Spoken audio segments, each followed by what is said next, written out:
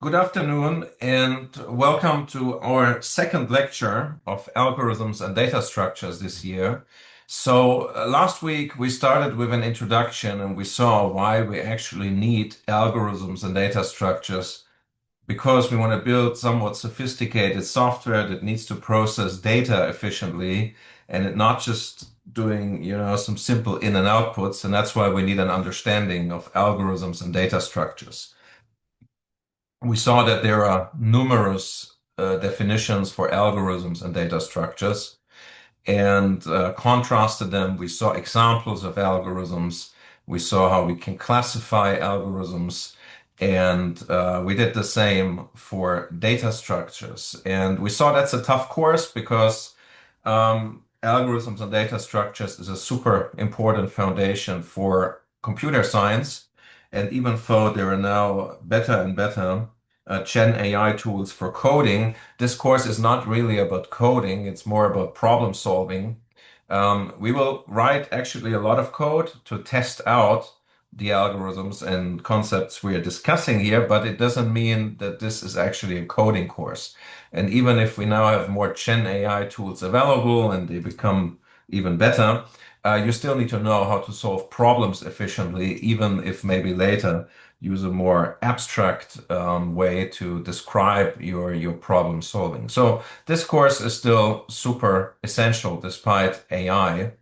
And we discussed the organization of this course. We also had an intro to Python last week. And after that, we started looking into graphs. We saw the Cartesian product, and we noticed the Cartesian product is helpful for us to define graphs. So a graph is a tuple of vertices and edges. V is the set of vertices and the edges we defined as well. And this was for a very simple graph where we had undirected edges and we did not allow loops. And then we kept changing this definition and had examples. We looked also at the adjacency matrix, then we looked at undirected graphs permitting loops. We looked at directed graphs permitting loops, as well as directed weighted graphs that permit loops. So we step by step evolved with that definition, and the edges, it all goes back to the Cartesian product of the set of vertices. Uh, then graphs are the very foundation of this course because all the data structures will build their some type of graph with some constraints. And you deal with graph algorithms all the time, as we have seen. And then we started with the shortest path algorithm. We looked into this one from a highly generic perspective. Concretely, we have a very abstract shortest path algorithm that first of all has nothing to do with routing as such, but it's more generic. And what we pass is a start state of any format. The shortest path algorithm does not care about what the state format looks like, but it's just the start state. And we pass a reference to a successors function and an isGoal function. And these functions we need to write separately, but they know how to process the state format. And the actual shortest path algorithm, meaning it's an uninformed search algorithm. So we don't have weights in the graph, but only the number of hops from one state to another. That's what we want to keep to the minimum to get from the start to the goal, or find out that there is no way from the start to the goal. And this approach can be used for routing. It can be used for lots of other problems, as you have seen also in the coursework with the pouring problem. And we discussed the concept of a frontier that is key to such a search algorithm. And we implemented the search algorithm step by step and then applied it to the pouring problem. And the pouring problem is something you also find in the coursework, concretely problem 7.1. And today we had these 3 lab sessions and numerous students had questions about it. So I was happy to discuss this with you. And if you want to do another problem of that sort, work on problem 7.2, you need a different state format, obviously a different successors function, a different isGoal function. Writing the successors function for this problem is a little bit more tricky. It's more of a riddle, but only start working on 7.2 if the other things are all clear so far. That's what we did until last week, and today we have this double lecture because next week Friday are the Easter vacation, so there are no courses next week, no lectures, no labs. So we'll meet in 2 weeks' time again, and then we'll be back to the regular schedule. We'll have the 4 lab sessions and then a single online lecture for now. And next week you don't have class on Friday, so spend enough time on your revision. I saw quite a lot of students today that have just started looking into Python. While this is not a Python course, Python is a very helpful tool for us to actually implement these algorithms so we can test them, we can assess them, we can break them. And all of that wouldn't work that well if we just had a piece of paper. That's why we use Python. But you need to be comfortable with Python also with regards to the exam, because we will use Python in the exam as well, and you need Python for the mandatory problem. So if Python is something you have not really started looking into it yet, please spend enough time on that now and during the holidays, for example. When it comes to shortest paths, there's also this famous Dijkstra algorithm, slightly different to what we have done so far, but we'll get closer to this now with the lowest cost algorithm that we will look into a moment. We also saw that shortest path is still an active research field for specific subproblems. And did any one of you have a chance to watch this video here about shortest path? So how water finds the shortest path or electricity. If you have watched it, maybe send me a thumbs up or a thumbs down if you have not watched this yet. It's obviously just purely optional. It's not really key to this course. It's yet interesting how nature finds the shortest path. When I came across this video a few years ago, I put it here in the slides if you're curious. And it's just 22 minutes, so actually not long. Now we will build a more complex algorithm, and it will be very much related to our shortest path. But the shortest path optimized our path from the start to goal in terms of the number of hops, so the number of actions that we would take, and we wanted to keep that as low as possible. But all actions had the same weight, just weight 1. Now we will have an informed search algorithm that we call lowest cost, and informed means that the actions actually have a weight. And we still want to get from the start to the goal, but we don't want to optimize for the number of actions, but for the total action cost.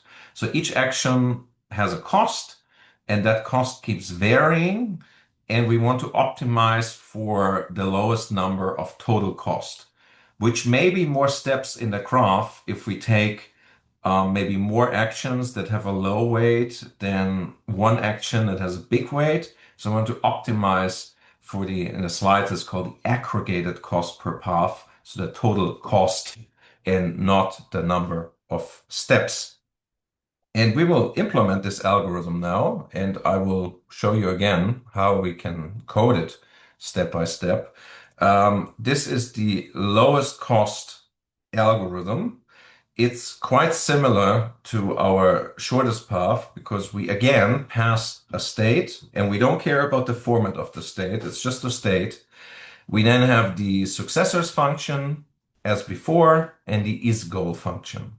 The only thing that is added is another reference to a function, and the action cost function will return us the action of a specific cost. And when we build our path, we're building it quite similar to before. We still need to think about the action cost and how we add this information into our paths, and because we want to optimize for the total action cost. But the beginning is quite similar. We have a frontier that, as before, we have the start, and we have paths in it. And start is just a single state, but it's part of a bigger path later. So start is in a list, which is the first path, and we only have one path in frontier. And then we create the explored set, and we haven't explored anything yet. The algorithm would differ a little bit to the shortest path, simply the way it's coded and how it works. But there will be a set of states that we explore, and once we have explored a state, we put it into explored. So as before.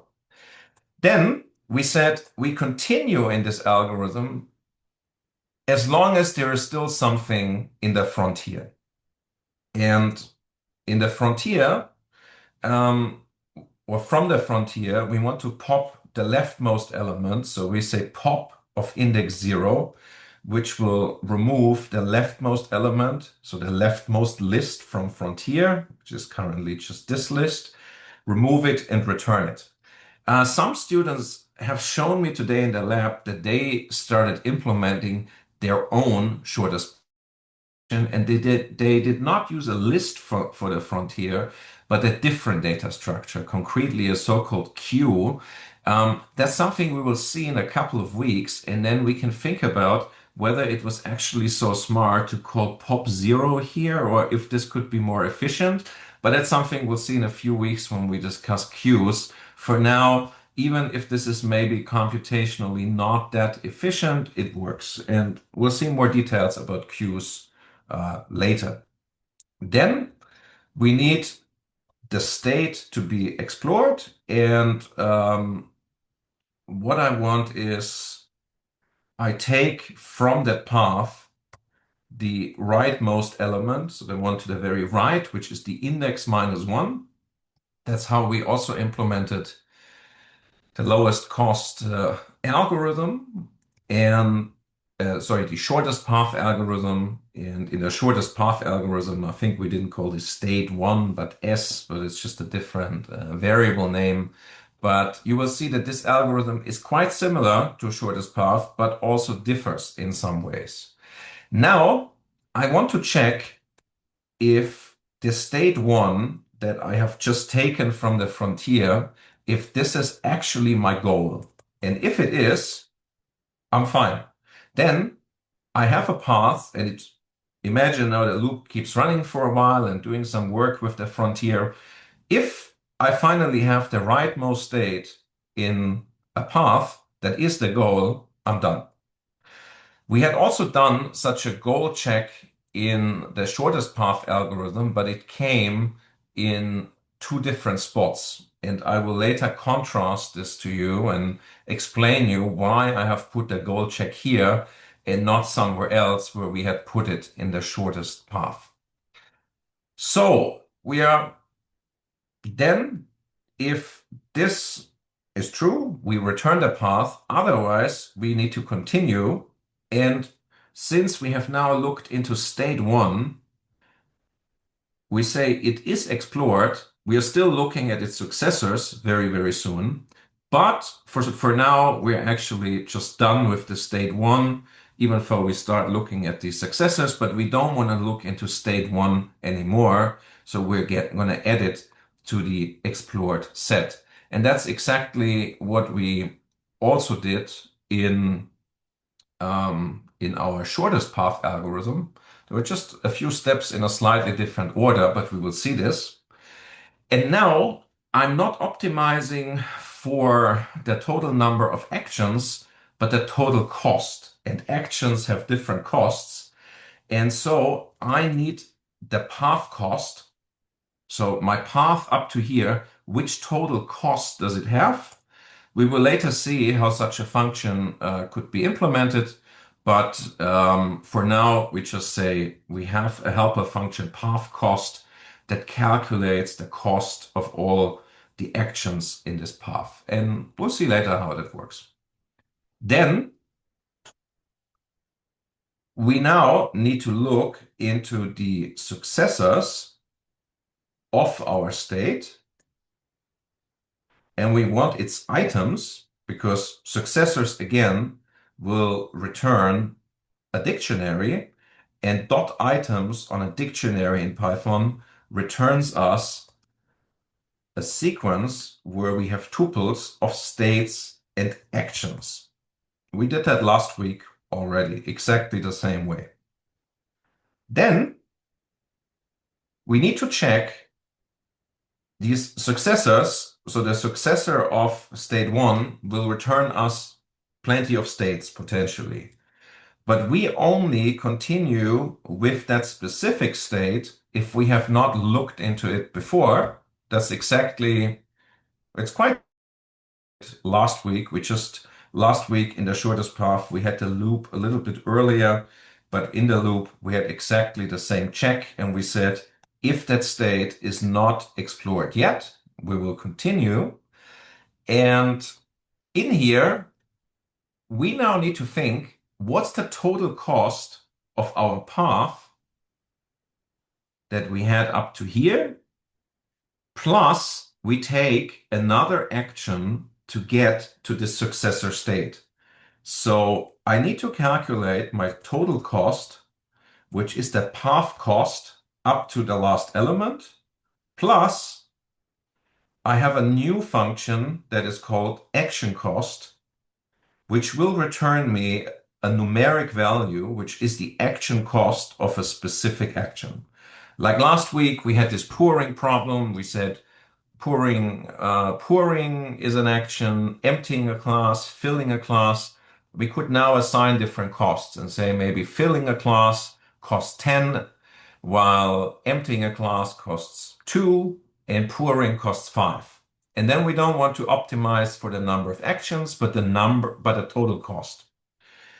And the total cost from here is the total cost of the path plus the action cost of taking one more action to get to the successor state.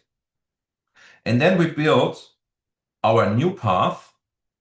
The new path is we take the old path and we add something on top of it. And what we added on top last time was we took the old path and we added a list on top. That means we just concatenated two lists where we had an action and a state. But this time it's a little bit more complex because we also not only want to add an action and a state, but we also need to think about the total cost of that path. And the notation that I picked is something like this, because before we said we have a path which contained a sequence of starting with a state, then an action and a state, action and a state, and we added an action and a state.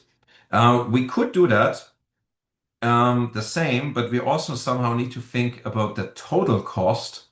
And we don't want to add too many single elements in this path because then finding out how long the path is becomes ever more complex. So rather, we add, instead of an action, which was a single element, we add a single element, but this time this single element is a tuple of an action and a total cost. And if we ever expand this algorithm with more information, we would just add that information into that tuple as well.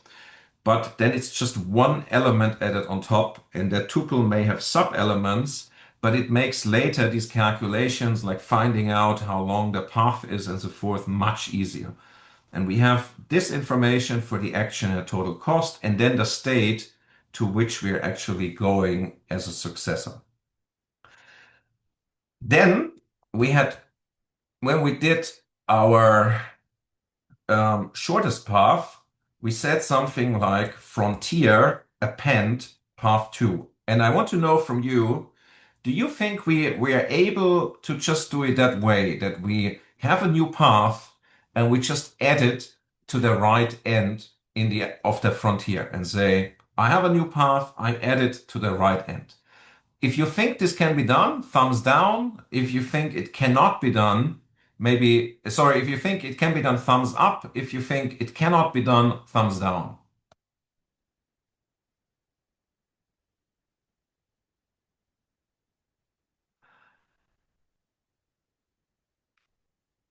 Maybe those students, so a lot of student thinks it can be done, something it cannot be done. Maybe you can write your argument quickly to the chat or you turn on your mic and tell us, because then we can have a bit of a discussion if this actually works or not. And while I wait for your contribution, so that I was asked, what's the question again?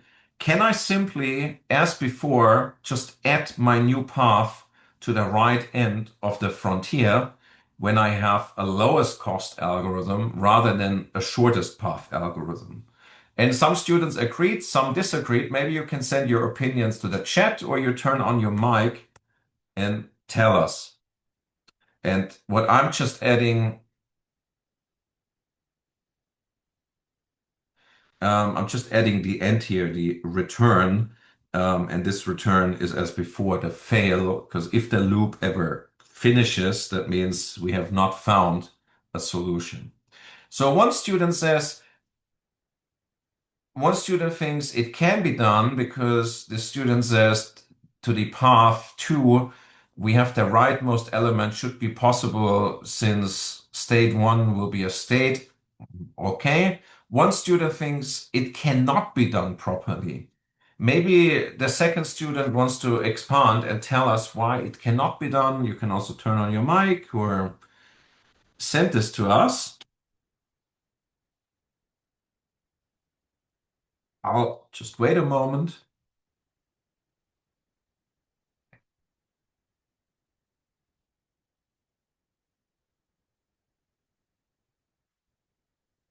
Well, I'm revealing this now. It cannot be done. And we got an answer here in the chat. The student says because we want the optimal path, and the optimal path may not necessarily take more steps, but it could take, and there could be a more costly path that takes less steps. And one student says it cannot be done because we cannot just add a new path based on the length to the right anymore. We have to add it based on the cost. Yes. So just adding this new path to the right of the frontier would lead to a wrong result. It wouldn't lead necessarily to the optimal result. I actually need a new helper function, and that one is called add to frontier. So I want to add path 2 to the frontier. And for this, I need a helper function because I want this frontier sorted, but in shortest path, it was sorted by the number of actions. In lowest cost, I need this frontier sorted by the total cost. And just adding something to the right could destroy that order. So I need to add path 2 at the right position in the frontier so that the whole frontier is sorted by the total action cost. For this, we need a helper function, but we'll see this in a moment. And this is now my lowest cost algorithm. And it looks quite similar to the shortest path algorithm, yet it has a few fundamental differences. Starting with, we have another function reference for the action. So action cost is another function reference. And the frontier is sorted not by the number of actions, but by the total cost. And this goal test has been moved. Um, Before, the goal test was somewhere in the shortest path in the loop, in the inner for loop. We need to move it out because if I left it in there, I may also get a wrong result and I need to pull it out. And you can think in your revision about why actually I need to pull it out. The reason is this goal test is postponed because it will come in the next iteration of the frontier. Otherwise, if we didn't do that, it could happen that a path that is not the lowest cost path could be classified incorrectly.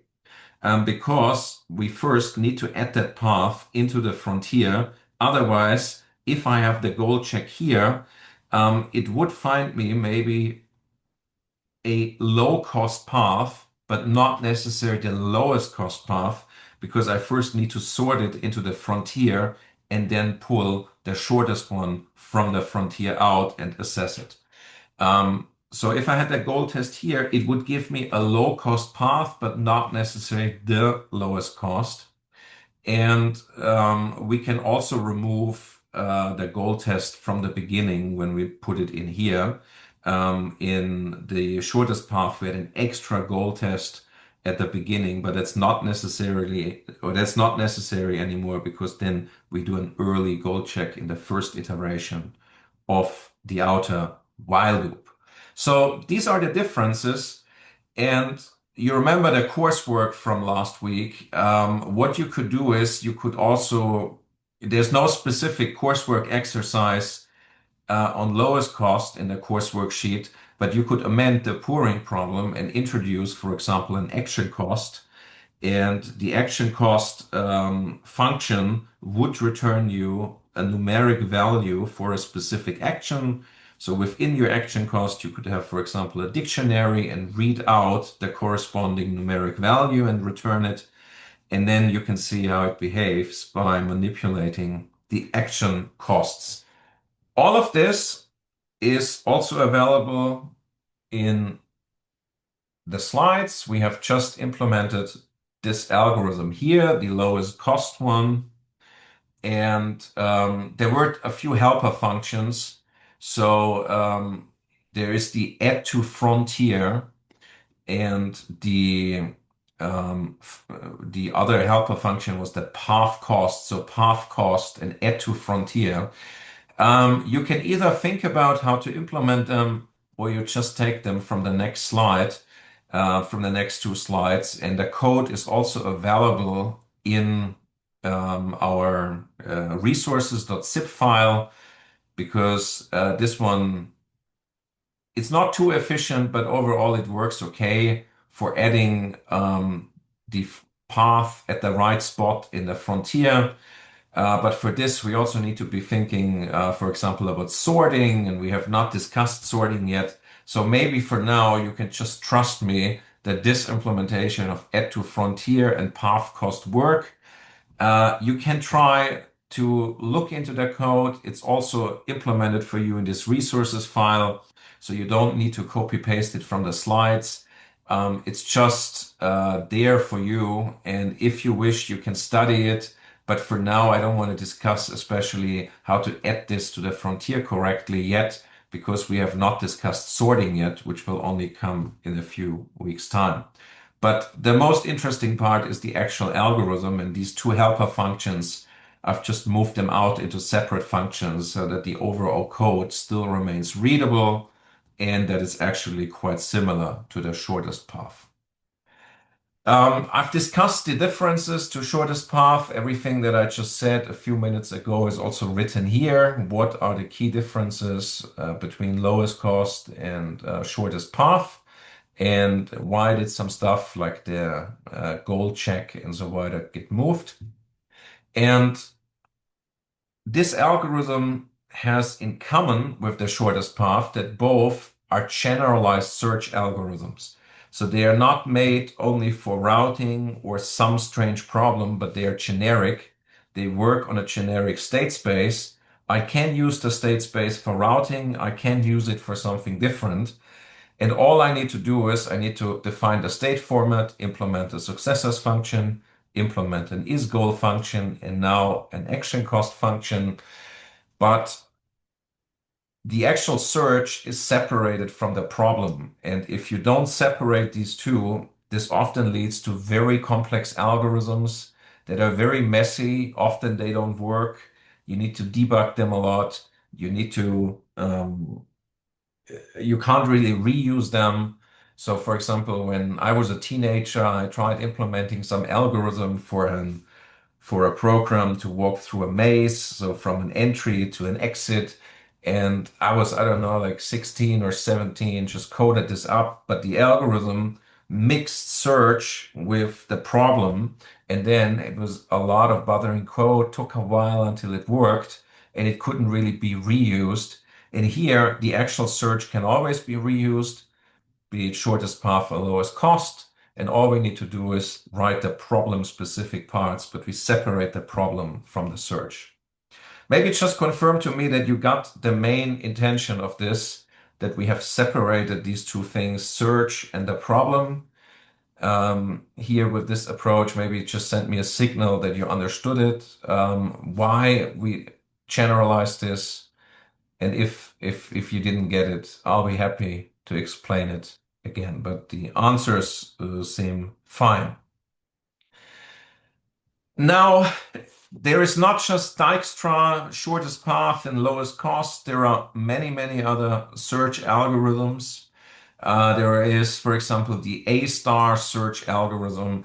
It's, I think, something you would rather see in an introduction to AI course, for example. In a typical introduction to AI course, such stuff would be studied in detail. Here in this course, I will only mention A-star very, very briefly because we have spent quite a lot of time on these generic shortest path, lowest cost. And A-star is an interesting algorithm, but not too interesting for this course. What it does is it's also an informed search algorithm. So informed means, again, we have weights, we have costs between actions, and it actually uses a heuristic. What it has is we want to expand the path, so we pick a path from the frontier which has the minimum value f. And what is that f value? F is actually the so-called cost function, and f is composed of two elements that are added, g and h. G is the current path cost, so the cost of walking so far to the current state. And then H is a heuristic, which is estimating the distance to the goal, having already taken that path up to where we are now. So it's making an estimation, and it's a heuristic, and we add the cost we have walked already plus the estimate of the remainder, and we pick from the frontier the path with the lowest cost value. So H is a heuristic, and the interesting thing is A star is finds actually a lowest cost path if this heuristic is always less than or equal to the true cost. So it never overestimates the cost, but it is allowed to underestimate the cost. And when this heuristic function never overestimates, but it's allowed to underestimate, then we call such a cost function optimistic or admissible. So optimistic makes sense. We're optimistic about the remaining cost, so we could underestimate it, but we don't overestimate it. That's the idea of this heuristic function. And there's, for example, one quick example here of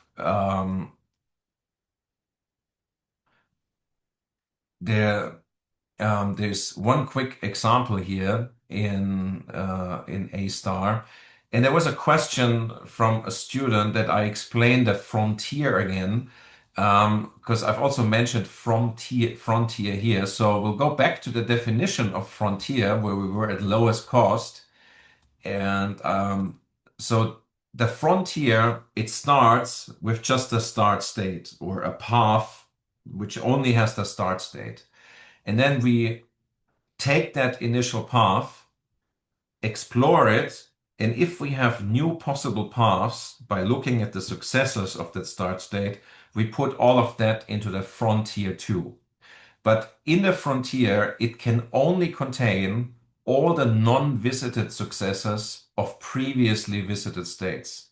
So successors of previously visited states, but the successors are not allowed to have been visited already because we don't want to visit the same state multiple times. And the frontier is sorted by the path length in an ascending order. For shortest path, this was the number of actions. For lowest cost, it's sorted also by the path length, but the path length is the total cost. And the frontier has a few more details that I've mentioned last week. And our A star would also have a frontier, but the frontier would be then sorted based on the paths would be sorted due to their F value, and the F value is the total cost already walked plus an estimate of the remainder. And we are sorting the frontier by that F, and then we would pick the one with the lowest or the minimum F value from the frontier. So I hope this helped with the explanation. And there's one example here of this heuristic. So what could such a heuristic look like?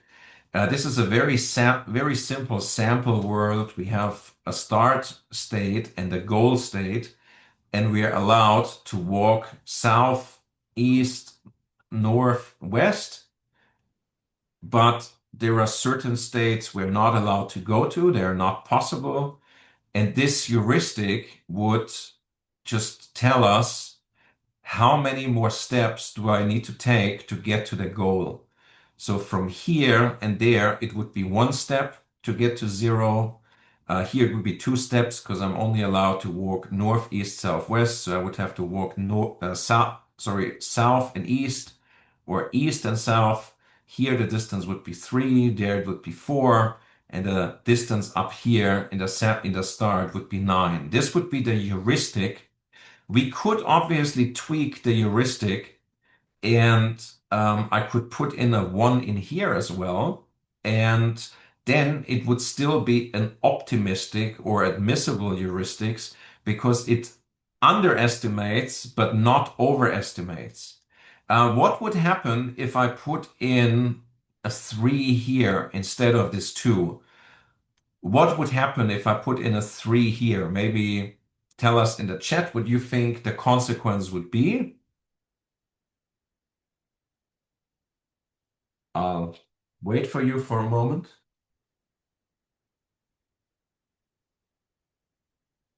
It's correct. I would overestimate, and then my heuristic would not be admissible, and the A star would not be guaranteed to follow the path anymore.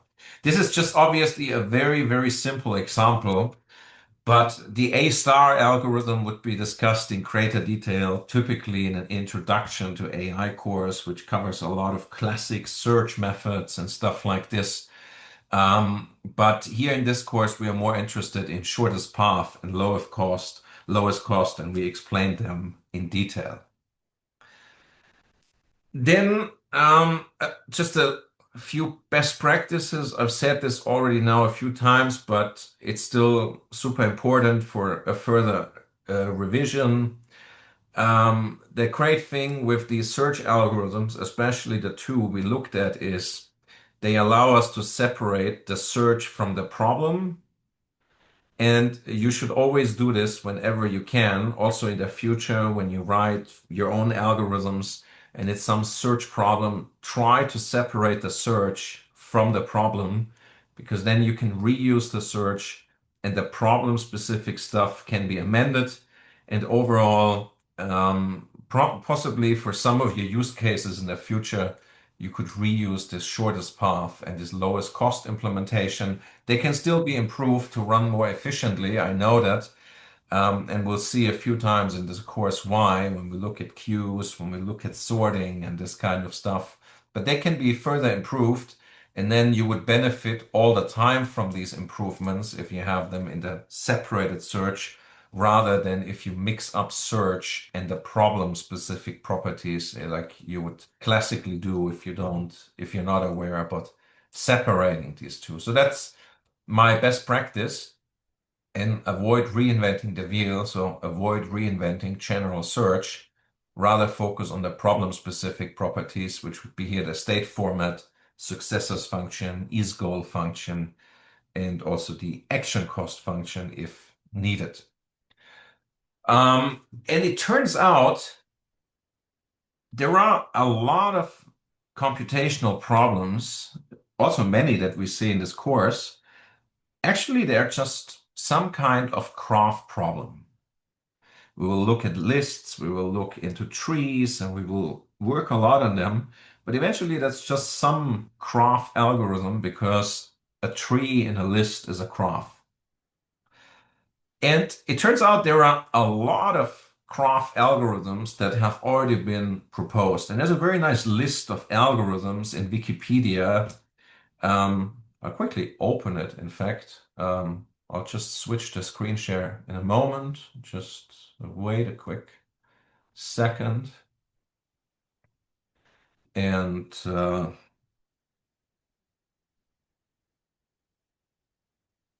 it's a very interesting list here on Wikipedia about a list of algorithms. It's obviously a non-exhaustive list, but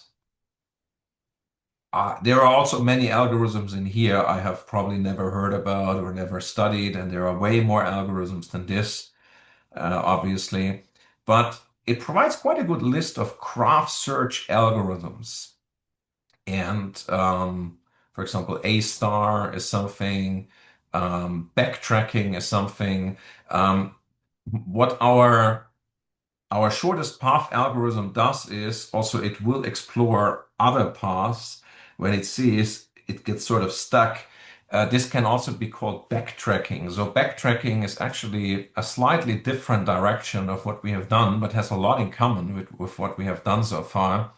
And there are many, many other possible graph algorithms, way more than this. And if you have a computational problem in the future, think about whether it's maybe a graph problem. Maybe there is already some existing algorithm and you can reuse it, you can amend it for your specific problem, and you don't need to start from scratch. I have learned this very early, in fact, in my career. And I just want to share a quick story with you. So when I did my bachelor's degree, I also had a mandatory internship in, I think it was in the fourth semester in my program. And I did it at SAP, at the headquarters of SAP in Walldorf, close to Heidelberg. And the team I worked in, what they worked on was migrating big databases in an SAP system for something they call landscape transformation, or at that time they called it system landscape optimization. So you have an SAP system, so-called ERP system, with which you can manage your whole company, be it sales, procurement, HR, finance, whatever. And what can happen is there are big so-called landscape transformations. For example, if you sell a factory, you buy a factory, you sell a subsidiary, you buy a subsidiary, you do a currency conversion of your company. This is something that you cannot just click in an SAP system. Rather, it requires consulting because it requires massive changes to your database and to the structure of your system. So there are consultants for that, but they need tools in order to do that data migration. And what you would do is you would model this data migration. So you possibly have to amend hundreds or thousands of tables in the SAP system. And you're unable to run this just in parallel to your business during the week because that would crash your business. So you need to run it on a weekend when the business is partially down. And SAP had consultants doing that work, but they also wrote software for these consultants. So it's software you couldn't buy on the market, but it was used by SAP consultants. And there was a data transformation problem that they had in one of these tools. And when I joined as an intern, they sort of struggled with part of this data migration. And the question was which routines you would run in which order of such a data migration. And what they wanted was that that their tool would sort of make a recommendation and see how the individual routines for the transformation depend on each other. And they tried building such a recommender, but it didn't really work before I joined. And they always had to make a lot of changes to this recommender just for a different project. And then I joined and I noticed it was actually a craft problem. I was just a second year student. I noticed it was a craft problem, and the team, they had not seen this as a craft problem, but rather, again, they tried to make search with the problem. And it was a lot of code that they wrote, and it didn't really work. And they tried for a few years. Obviously, they did some other stuff as well during these few years, but it was something that consistently slowed them down. And and then I said, well, it's a craft problem, and I then had a clue how I could actually fix this problem that they had. Because I knew probably some existing craft algorithm could do half of the job, plus I would need to amend it with problem-specific rules. And I found a craft algorithm, and I think I have a list of craft algorithms somewhere here. Um, For example, it was topological sorting, which is an algorithm that can be used for dependency resolution. And this topological sorting, I felt could help us to bring these routines that need to be run into order. Plus, we needed a lot of business rules, obviously, for that SAP environment. And the topological sorting is something you can code in Python and I don't know, maybe 20 or 30 lines of code. SAP uses different programming languages. So it was maybe 50 lines of code in a language called ABAP that they use. And then I had to add like 2,000 lines of code of business rules. That was a little bit of work. I had to code this for a while, but I could also clearly separate the search from the domain-specific problems. And then we had a recommender that recommended in which orders these routines would be run. Obviously, these were recommendations, and maybe the consultants would still have to tweak this a little bit based on some extra requirements. But they got a very good proposal because if you have hundreds of these routines and some consultant needs to choose in which order hundreds of routines get run, this is very error prone and takes a lot of time. But the recommender they needed, they didn't know how to build because they didn't understand it was a craft problem. And this is what I understood as a second year student, surprisingly. So it's always good to bring in students because they have new ideas, because they learn new stuff at university. They're not stuck with the daily business that maybe the team has been stuck with. And I coded it and it worked. So it helped SAP to speed up their consulting projects a lot, sometimes save even weeks per consulting project just to bring all the routines into order. And I noticed it was a craft problem.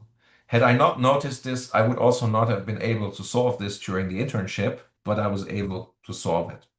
So that's why understand your problem, see if there's maybe already some existing algorithm, and then try to amend it, add more rules, tweak it, whatever for your specific problem. And and then you're probably successful and don't always try to reinvent the wheel. Sometimes you have to, obviously, but see already what's out there. And this is what I did when I was at SAP during my studies and solved the problem that the team couldn't solve for a long time. So this was one of my early successes in my career, so to say. And the topological sorting was the basis, and I added a lot of rules, and then it worked eventually. So that's why in a lot of these chapters, I try to add some best practices at the end, just sharing some of my experience from algorithm development and give you a little bit of extra insights in addition to just the stuff from the books.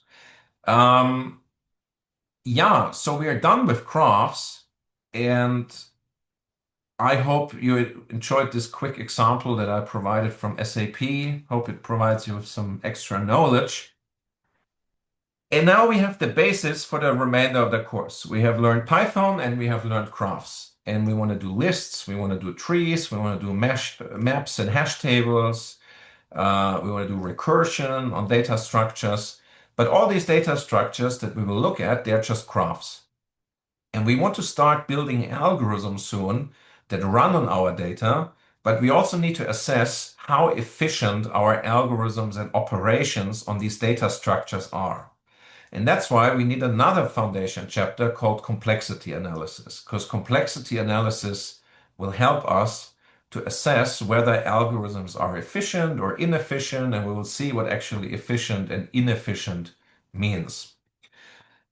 We will first look at time complexity, and for time complexity, there are a lot of different measures, and we will largely focus on the O notation today. Who of you has already learned this O notation or seen it? Maybe a thumbs up or thumbs down. Maybe you can tell us where you learned it, maybe in your programming one course or your introduction to introduction to computer science. There are also students who have not seen it before based on the program they are from, and that's absolutely fine because we'll start from scratch. And so some have seen it in Foundations of Computer Science. We will see this concept and we will expand it a lot. So you will see lots of new stuff, and there are lots of other notations in addition to the O notation. And that's our focus for today, for the next 2 hours. And what we have now is the following question. How long, so we have some algorithm and we want to run it. The question is, how long does it take to run the algorithm? Maybe we have an algorithm and we want to finish it. We want it to finish in 1 second.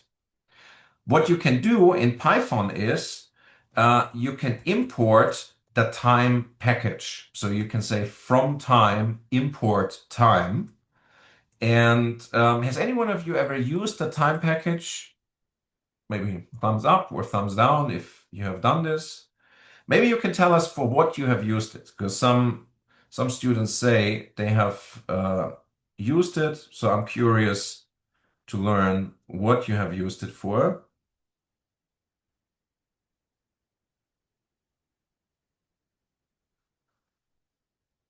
Performance measurements. Okay. Someone checked some latencies. Okay. Then someone used time to sleep for the computer to sleep. Okay. And I think these were most of the answers. Now we can check how this works. And for that, I will switch my screen share. I will switch to my terminal again. So we can import from time, import time. And what you can do is you can call time as a function and you will get some long number. And it's actually a real number or float number here. What does it show? It's actually the number of seconds since a reference date. So these are a lot of seconds. So something like 1,774,617,822 seconds. And this is actually a number of seconds since the 1st of January in 1970. That's a typical reference date. And if I call time, I get the number of seconds since then. And what I could do is I could just say I have a start time, which is my start time. I would run some computations, and then I have an end time, which I measure again. And then the total time that has passed is the difference of the end time and the start time. Because some time will pass until then, and then the end time will be greater than the start time. And we see 9 seconds have passed between the start time and the end time. The problem is I have run this here in an interactive environment. So if I just wait, time keeps running too, and I need simply a few seconds to type this one here and there, which further biases the measurement. So what I could do is I could have a helper function, and I could have my start time. If you run this, for example, in a Jupyter notebook, you would run these measurements simply in the same cell. Otherwise, you run one cell and then the other one later. This would bias your measurement. Here we would have some operation. For example, A is 3 plus 4, and we would have the end time, which is also the time. And we would return simply the end time minus the start time, something like this. And then this is all run in full, and we can run helper,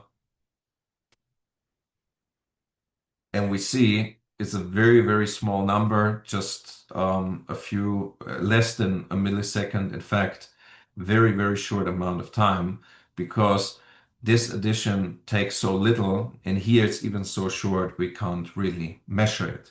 But if you had a more complex operation here that took, for example, 3 seconds, then we would return 3 here. So that's the idea of measuring execution time. And some of you have said they have done this before too. And now the question is this very helpful or not? Because we imagine we have an algorithm, or we have two algorithms that do the same work, and we want to assess which one is quicker. Do you think measuring running time is helpful for this? If so, thumbs up or thumbs down if not. And maybe you can argue, send us something in the comment if this is, or in the chat, why you think it's helpful. But I see everyone is sort of agreeing. I only get positive responses. So you all agree it's sort of helpful if I compare two algorithms and I want to find out which is faster just by measuring the running time. It's helpful to a certain point. Yes, I agree with the comment, but only on the same system resources, someone comments. And there are some downsides. So when we do such an experimental analysis, yes, we would need to run it really in the same environment, because if I run it on different computers, that's a problem. But there are some more challenges, because we really need the same conditions. What's happening if something else is running in that environment in the background at the moment? This would also possibly slow down our operations. But these experiments can only be done on a limited number of test inputs. And maybe for some inputs, the one algorithm will be faster, for others, the other one. And we need to fully implement the algorithm. But maybe so far we just have a theoretical algorithm or some pseudocode, and we haven't run it experimentally yet. So how can we compare that? And that's why this experimental analysis, it has some pros, and later today we will come back to some of the advantages, but it has a lot of disadvantages, in fact, and there are a lot of challenges. A lot of you mentioned the same environment, the same system, means the same hardware, same operating system. What's happening if other processes and threads are running concurrently in the background? What about scheduling? Because I have something else running always in the backend in the operating system. How does scheduling affect this comparison? Swapping as well. So swapping means which piece of the RAM gets stored on the hard disk because we run out of RAM. Caching as well. All of this will lead to variations when running our experimental comparison. And not just for comparing two algorithms, but even for the same algorithm, if you run it multiple times, you will get different results. So there are challenges. And imagine now I have one algorithm, just the same algorithm that does something. For example, sorting. let's say sorting for now, or whatever it does, exactly. I have a data set of varying size. Can have 5,000, 10,000, 15,000 elements. And if I run the algorithm, we see there is some linear trend. More elements will lead to more computing time, usually. And the running time here is in milliseconds. But for the same number of examples, like here, which is around 4,000 examples, once it runs in a little bit more than 100 milliseconds, some other time it takes 50 milliseconds longer. Maybe the operating system was just busy in the background with some other work. Or maybe the first time it was slow, the second time it got faster because some cache helped in the backend.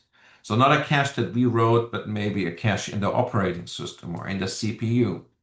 So we see this is not a very reliable measure. We see there's a linear trend, but maybe it's not linear. Maybe it's some other function. Maybe it's sort of a squared function, in fact. And if we add way more elements, it will grow much quicker. Could happen too. So this looks challenging if I do the running time analysis like this. So we need a different approach. And for that, we will do time complexity. And time complexity will be a mathematical approach, so it can help us to assess the efficiency of an algorithm. It can help us to assess the relative difference between two algorithms, and it's completely independent from the hardware and the software. And we can even use this for a high-level description of the algorithm, and we don't need to implement the actual algorithm. And it not only takes into account a limited number of inputs, it takes into account all possible inputs. But it's purely a mathematical approach. And this is our goal for today. We want to introduce this concept, and we will use this concept of complexity throughout the course. We can use it for time, but we can also use it for memory usage. That's something we will see at the very end of this chapter. And we will now build a mathematical framework that has various core principles. The first core principle is we will count so-called primitive operations. We'll see in a moment what a primitive operation is, but these are very simple operations like a plus, an assignment, a multiplication, stuff like that. Later, for our algorithm, we always want to see our algorithm as a function of an input size. So I have an input to my algorithm and I care about its size. And later, so the size would be n. And I want to describe how the running time depends on n. And the running time will not be a measurement, but rather it will be the number of primitive operations.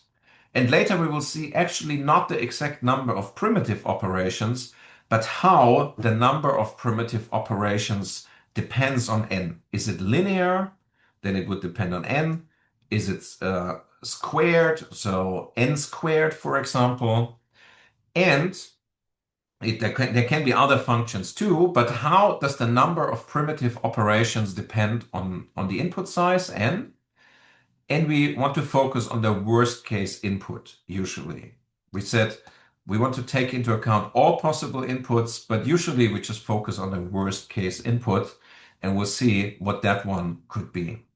Now, let's argue this a little bit more in detail. Primitive operations. There are, in this framework, primitive operations. For example, we assign some value to an object. We perform some arithmetic operation, like a plus or a multiplication. We want to compare two numbers. We want to index a single element in a Python list. Or we call a function or return a value from a function. But here this only means calling the function, obviously excluding the operations that are running in the function. So just we trigger a function, and what's done in the function, that's a different topic. Obviously, these operations will take a different amount of time on your CPU. Maybe adding two small numbers is cheaper than dividing two big numbers. But in our framework, we will assume that simply how long a primitive operation takes exactly does not matter. We assume that all these execution times of these simple operations, they are all somewhat constant and equal in terms of the running time. And the exact running time doesn't matter, but we just say these are primitive operations. And if it's adding two small numbers or dividing two big numbers, we don't care. It's more or less all equal. Maybe just confirm that you are with me up to here.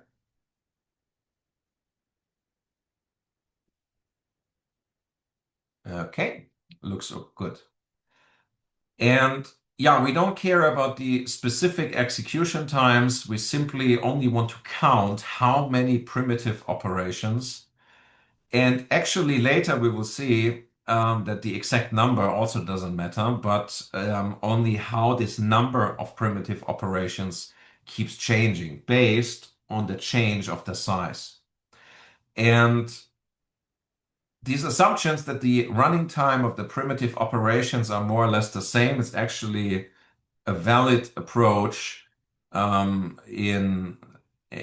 this is a well-defined mathematical framework that is extremely popular. Now, we could count the primitive operations and say, it's 100 primitive operations or 200 primitive operations. But what we care about is how does the number of primitive operations change based when the size changes? Is it linear? So if I have say I have 100 operations on an input size and I double the input size, is it then 200 operations or is it far more than 200 because it grows non-linear or maybe even grows smaller than linear? Could happen too. So the exact number is not too important, but only mainly how the number of operations keeps changing. Because the exact number is also not relevant because maybe we have parallelization in our computer. Maybe we can run 4 operations in parallel, or we can run 2 or 8 in parallel. But that difference is eventually just a constant factor. So these constant factors are something we will not care about, but rather how that number keeps growing or shrinking when I change the size of n. And the worst would be that if I change n and the number of operations would grow exponentially. That would be really the worst case. And we will see such algorithms. And sometimes these algorithms exist for certain optimization problems or for encryption. We want that decrypting, so cracking the encryption would take exponential amount of time. That's what we would want in a specific case. But for a lot of things we want to calculate in this course, we would aim for low complexities, so avoid squared or exponential complexities and rather have more efficient ones. So the number of operations depends on n, and we focus on the worst case input. And we don't focus on the best case input. You could think we could focus on some average input, but these average analysis, they turn out to be super challenging because we need to know the probability distribution of the inputs. So what we typically just do is we focus on the worst case input, and the focusing on the worst case input allows us to have solid complexities, and we want to optimize an algorithm for the worst case input. And in many, many cases, if we build algorithms that optimize for the worst case input, that typically leads to good performance on almost every other input. And here you can see why, for example, what's the difference between best case and worst case? Say I have different inputs, A through G, and I have a running time, and for E, I have this running time. For A and D, I have a much larger running time. And so an average analysis is difficult because I would need to know the distribution where these inputs come from. And that's something many cases is tricky. but we would always focus now on the worst case inputs and try to optimize the algorithm for those. And usually this leads uh, to good performance on almost every input. Sometimes, obviously, when we initially study an algorithm, we may quickly look at the best case. It could happen a few times in this course, we'll see the best case, but typically we look at the worst case. And now when we want to describe our framework, we say the number of operations depends on n, and they can have different relations. And there are numerous functions that we will use in this framework. But since all of you have finished high school, you have already done your Math 1, you have seen these functions before, and I will just very briefly mention them, and I will mention why these functions are interesting for complexity analysis. So one could be a constant function. So f of n is only a constant, so it does not depend on n. And constants are something, could be constant could be 5, 27, 1024, whatever. So f of n does not depend on n. It's just constant time.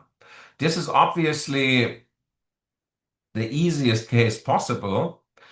And we don't care too much if these are now 5 primitive operations or 20 primitive operations, because based on our CPU, we may have a different instruction set, parallelism, whatever, and it's anyway just a constant. Obviously, if a constant is super, super big, it may matter eventually still when it comes to the execution time, and we will see this later, but in many, many cases, we just ignore the constants. There are some downsides that we will see as well, but our typical approach most of the time would be we just ignore constants because it's all subject to the CPU, different instruction set, different parallelism that could handle that.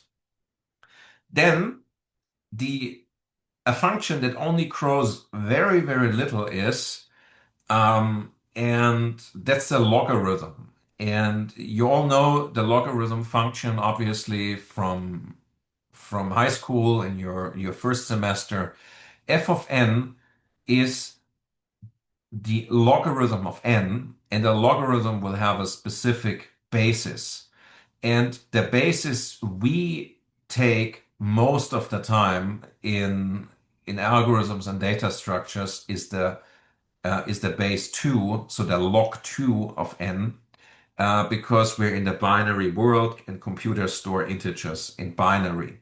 And remember, if I want to calculate log b of n, this is log n divided by log b, but n is the variable and b is the constant. That means if I say log b of n, this is log of n divided by log b.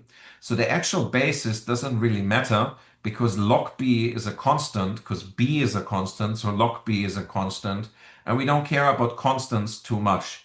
So what we would often do in this course is we would just write log n, and the exact basis doesn't matter, but the convention could be that oftentimes if we write log n, we simply mean the binary logarithm, even without explicitly writing that it's the base 2. But again, the exact base is just a constant, so it's to be ignored, and we will see this many times in this course. You all are, or you should be familiar with these logarithm rules that you have learned in school, obviously, and there are some examples here in case you want to do a revision of logarithm rules, but you need to be comfortable with logarithms. If you haven't seen them for a long time, just do a revision on your own, but it's something you have definitely seen and must know before getting admitted to this program. Then a very simple function is f of n is n. So linear time. This is something we saw on this plot before, where we increased n and the running time sort of had a linear relationship. And um,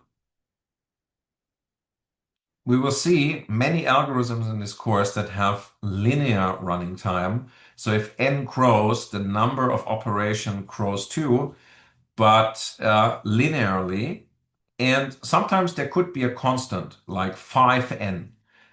Say f of n is 5n. We would also ignore this 5 because the 5 is just a constant. We only care about n. And we can evolve this. There can be the quadratic function where we have n squared many primitive operations. Obviously, something like this is a far worse complexity than linear because n squared grows much quicker than n. And we always assume n gets very, very big. So we have a lot of elements in our problem input that we want to process. So n squared is to be avoided where possible. When we look into sorting, for example, in a few weeks, we see that some initial sorting algorithms, they have something in the order of n squared many primitive operations. And better ones, they have a better complexity, for example, n log n. So n log n means n times log n. And this is much, much faster than n squared. It's obviously a bit slower than n because log n is greater than 1 as we grow n, but n log n is much less than n squared. And then there are two more. We can have other polynomials, for example, a cubic function f of n is n to the power of 3, grows again much quicker than n squared. And you could generalize this and have a general polynomial where f of n is a constant a0 plus a1 times n plus a2 times n squared plus a3 times n cubed and so forth up to ad times n to the. And when you look for big N, you want to know this value, which is the number of primitive operations. When n gets big, then only this one here contributes the most, because n to the power of d, imagine n is, let's say d is 5, then obviously n to the 5 contributes the most to the sum as n gets bigger. And also this constant ad does not really matter because it's just a constant.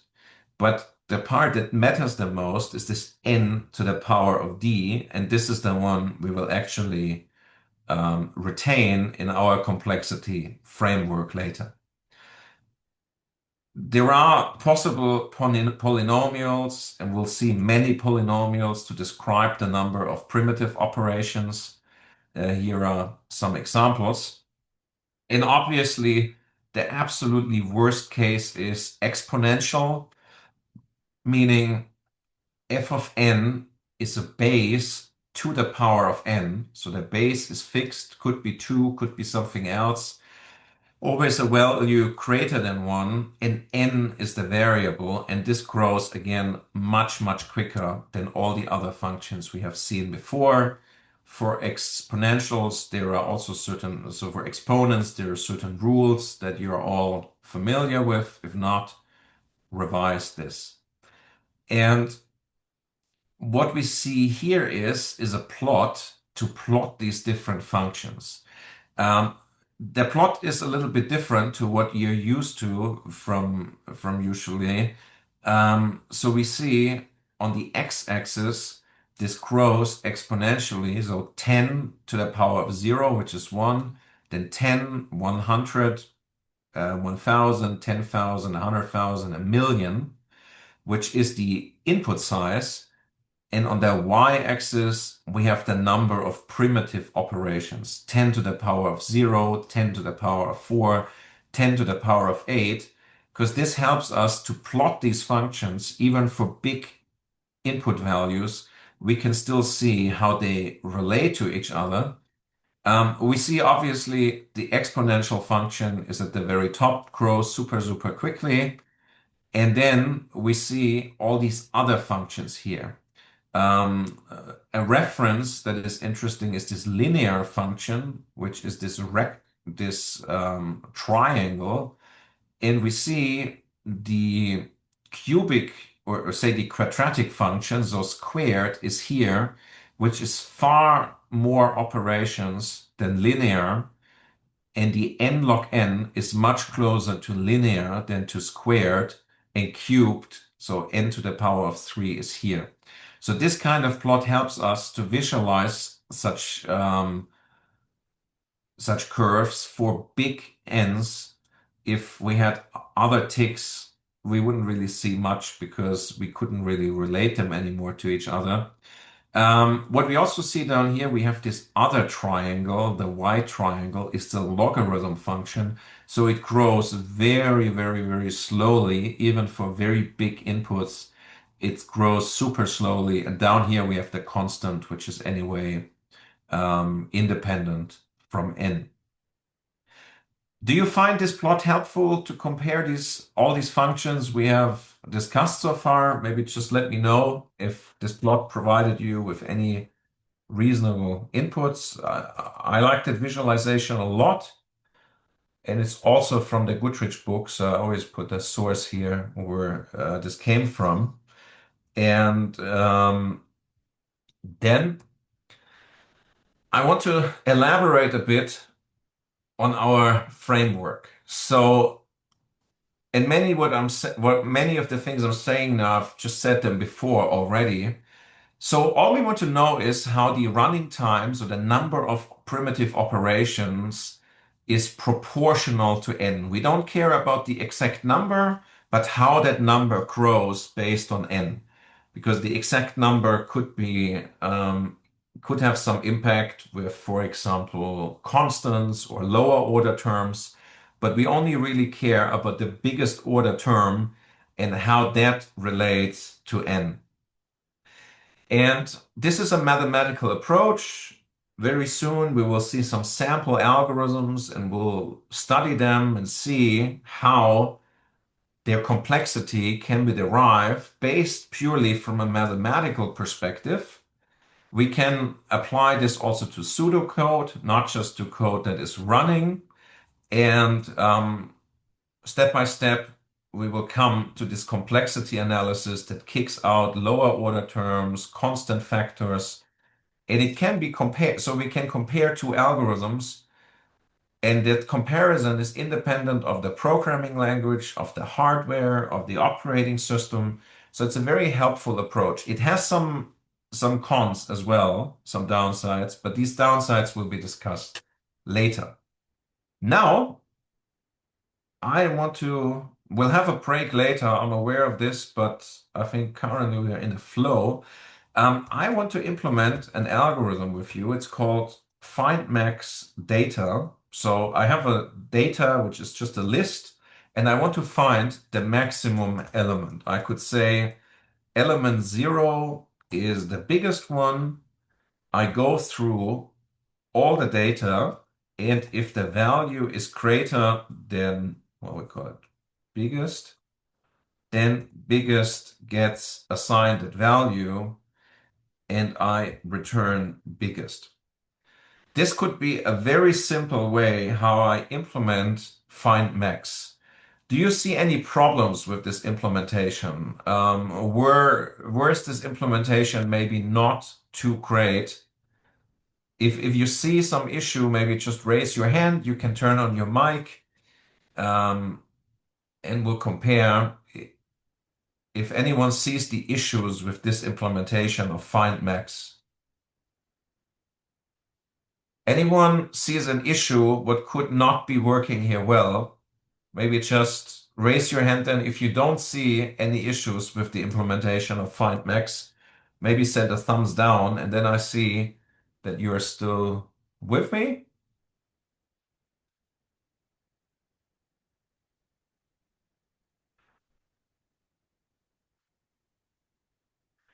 One person wonders if value is not defined. So for value in data looks fine to me.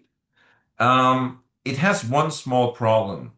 I assume there is something in data because if I pass an empty list, so we can first of all, let's run it. Let's break it. Let's run it. First of all, we have 4, 1, 9.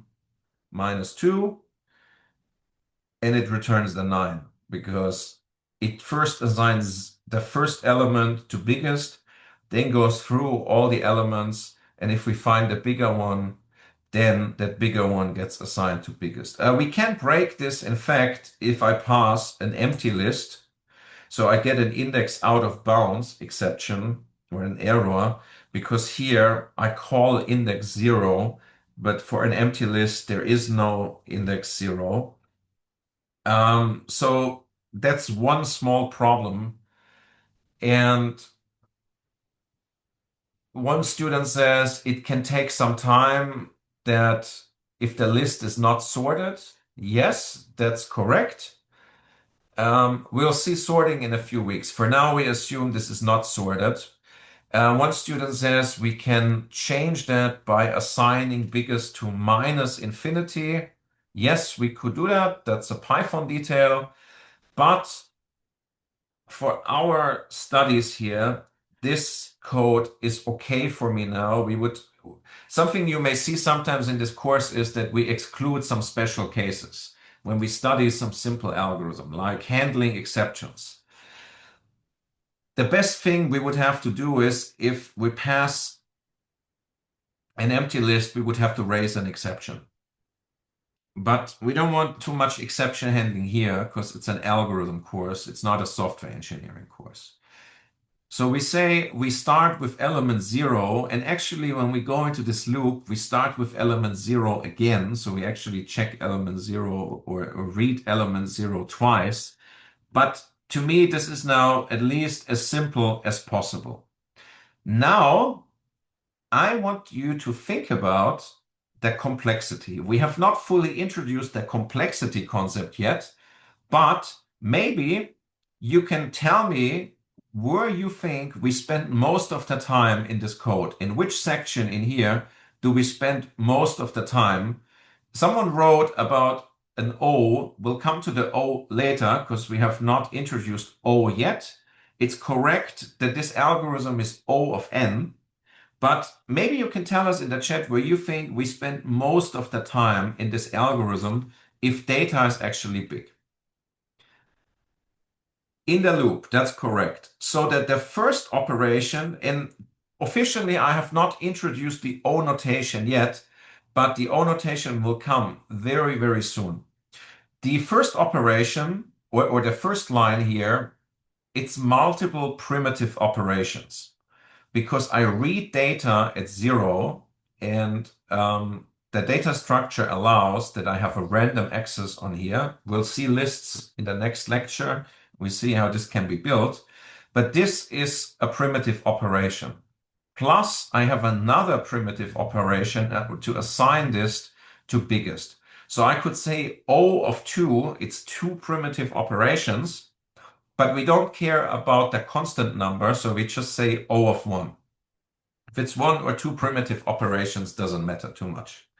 Then in the loop, we also have a few operations, like we will come to this loop in a moment, to the creation of the loop, but in there we have a comparison. A comparison is also O of 1. We have an assignment, which is O of 1, and we have a return that is also O of 1. So the biggest line will run in the return, and there will be a few primitive operations. But now, if the list is big, most of the time will be spent in the loop, and this loop will in fact run n many times. And in the loop, I have a few primitive operations. We don't care if it's 3, if it's 2 or 1, whatever, but the primitive operations in here will be run n many times. And then if data is very big, then we really spend most of the time in the code in here and proportionally very little time on the initial and the ending statements. Maybe I'll just confirm with a thumbs up that this made sense.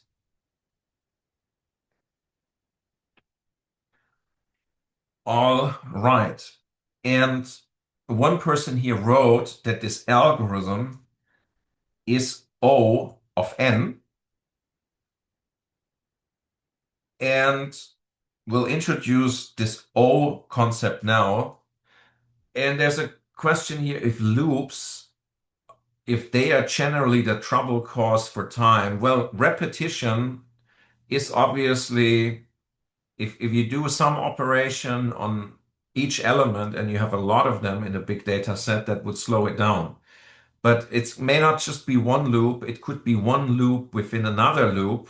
Then this could be, based on the exact loops, could be O of n squared, and O of n squared would be way worse than just a single loop. But today we will see some examples and we will study them. But before we look at more examples, I will introduce the O notation to you. And what I'm screen sharing here is just what we did. We discussed find max. And now we will introduce the O notation. So the O notation is the following. We have two functions, f of n and g of n.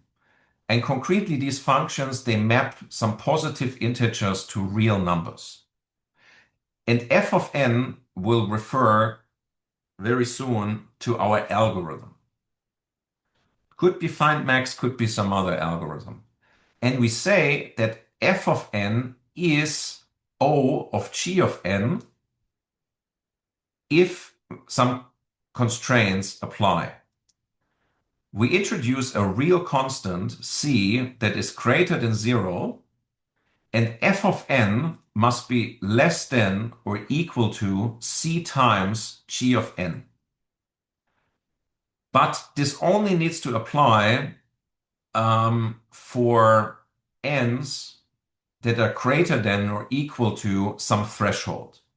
And that threshold could be greater or equal to 1, for example. So we could say if f of n is always less than or equal to g of n times some factor c for all n's as of the threshold. If this is the case, and we'll visualize this very soon, then we say that f of n is O of g of n. So this O of g of n is sort of an upper boundary.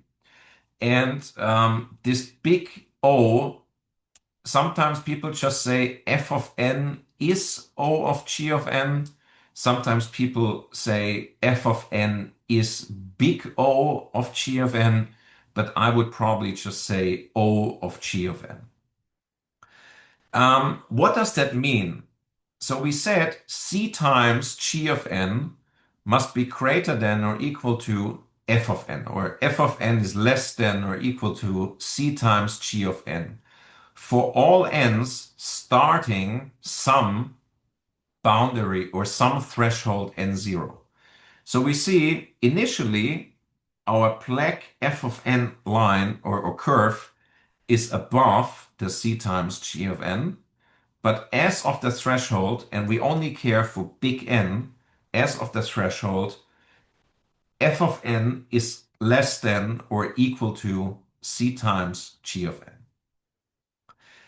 And with this O framework, we will always now describe complexities of our algorithms.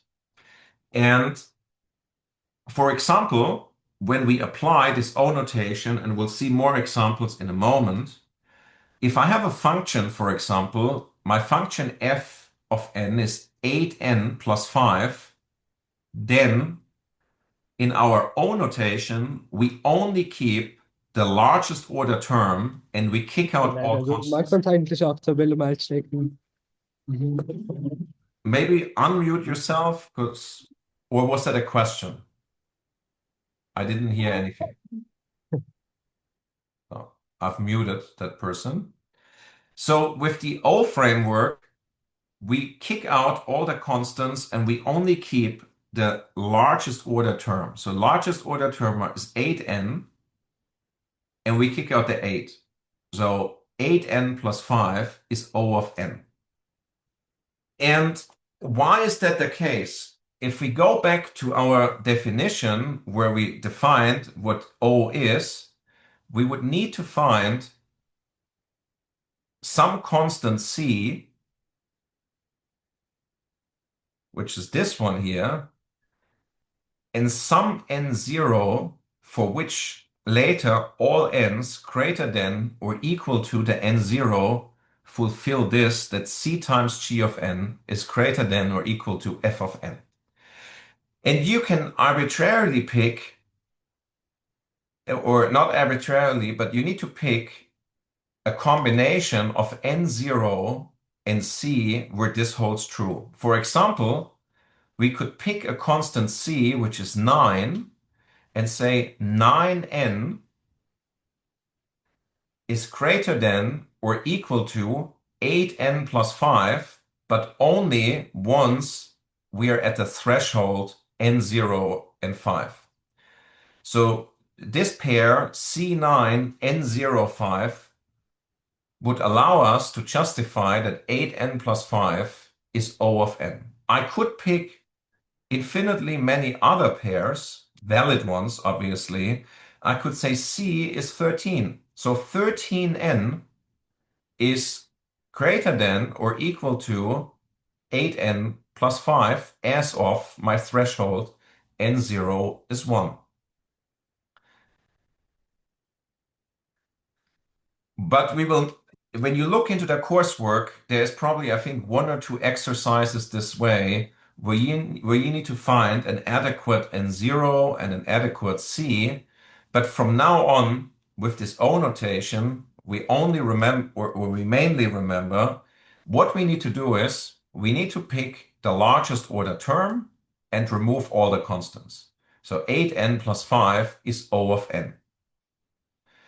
And we will look at some examples together to make this more clear. And what I want from you is we have this one here. We say f of n is 5n to the power of 4 plus 3n cubed plus 2n squared plus 4n plus 1. We only keep the largest order term, kick out the constants, and then we have the O. So this term here is O of n to the power of 4. And we will do a quick break for like 13 minutes.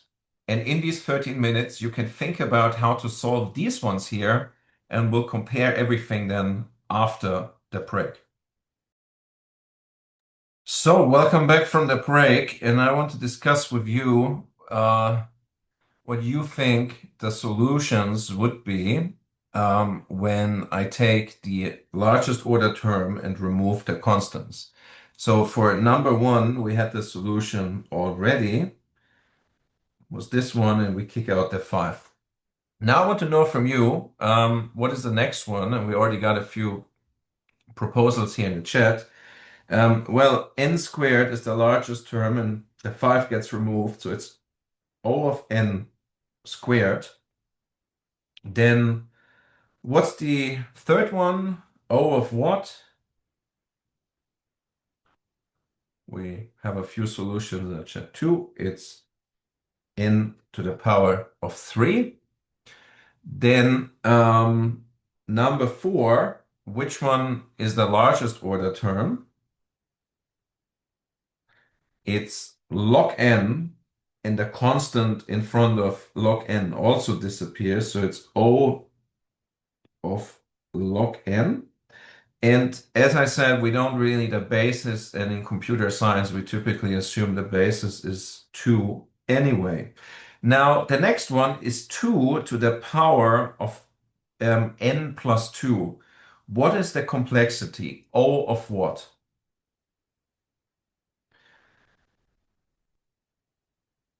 It's O of 2 to the power of n. And what you think is, well, we could just make this constant disappear. We could, but we could also write this out just to better understand it. So it's 2 to the power of n plus 2, times 2 to the power of 2. And that's what this one means. And then we have this constant here that is 4. So it's 2 to the power of n.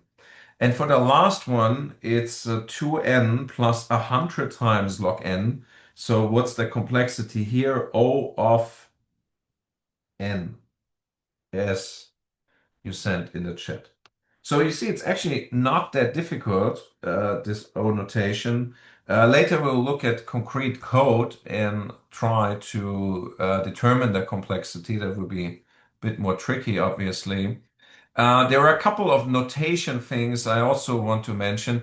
One person here in the chat wrote an alternative definition of the O notation with these quantifiers like for all and exist one. That's essentially just in using some more mathematical notation than this, for which I use simply some text to write out. But the definition that was sent is relatively the same.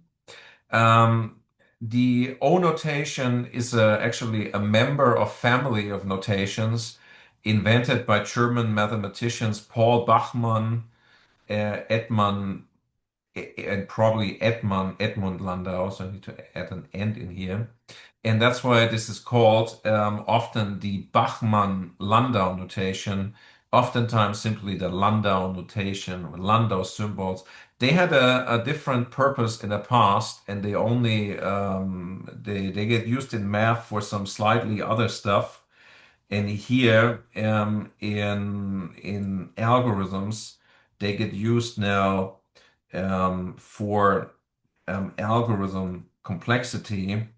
And sometimes in the literature, to make this all someone look more fancy, sometimes the literature uses a big omicron instead of an O. But I think more commonly we have an O. If you see this omicron, then it's just referring to the same here. In the early days of computer science, my understanding is this notation was used slightly differently in the notation we use today. So at least the established one for the last 40 or 50 years.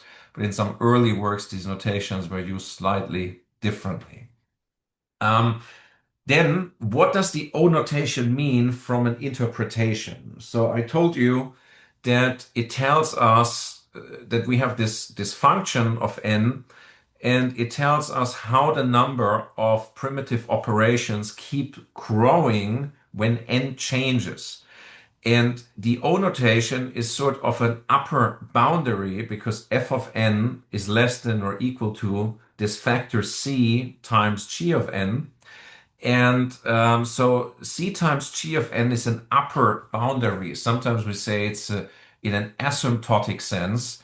That means when n grows towards infinity, so for n greater than or equal to the threshold towards infinity, then this c times g of n is an upper boundary. Sometimes we can also say f of n is order of g of n. So the number of primitive operations is the order of g of n. What you sometimes see in the literature, and that's actually quite common, it's some of you have said they have seen the O notation before. Has any one of you ever seen written something like this, like f of n is equal to O of g of n? If you have seen an equal sign in this context, maybe thumbs up. If you have never seen this, thumbs down. Some of you have seen this. So this is used quite a lot in the literature, and I personally don't like it because it's not an equation. So if that was an equation, you could just flip the both sides and you could write something like O of g of n is equal to f of n. And that's obviously, it's not an equality. This f of n is equal to O of g of n is sometimes just written as a convenience, but it's not an equation. So I personally like to say of and also write down f of n is of the order of g of n. Mathematically speaking, it is also correct to say if f of n is an element of O of g of n, because in some other interpretations, this O of g of n, it would actually denote a whole set or a whole collection of functions where f of n is an element. So we could say this is actually a set, but this element sign. I think it's also confusing people, and I think this is also rarely used in the literature. But here in this course and also in the exam, I would be very happy if you simply write f of n is O of g of n, and we don't use this equality sign. It's used for convenience often in the literature, but it creates a wrong impression that this was actually an equation and it's not an equation. So these are a few words on the notation. And with this O notation, what I always want from you, because you will be also in the exam or in the coursework, you will see some terms and you need to find the O complexity. Please always pick reasonable bounds. From what we have seen today is 5n plus 3, we would say it's O of n. Obviously, is O of n squared is also correct because c times n squared grows even faster. And obviously, n squared is an upper boundary for this one here in our framework. But it's correct, but it doesn't provide any useful insights because we want to estimate the upper boundaries, the complexity of algorithms in a reasonable way. Because otherwise, you could always just put in is O of some exponential growth because it's an upper boundary and we must be less than or equal to the upper boundary. So this is technically correct, but it really doesn't provide any useful insights. And please don't provide that kind of answers in the exam or in the coursework, because when we study algorithms, when you implement a library or when you use methods from a library, you would check the documentation, and they would often provide you with a complexity, and the complexities should be reasonable and not something like some strange upper boundary that is completely out of reach. It doesn't help for a useful assessment. You can write other stuff too. For example, like 2n squared is O of 4n squared plus 6n log n. Yes, this one is an upper boundary, but it also doesn't really look fashionable.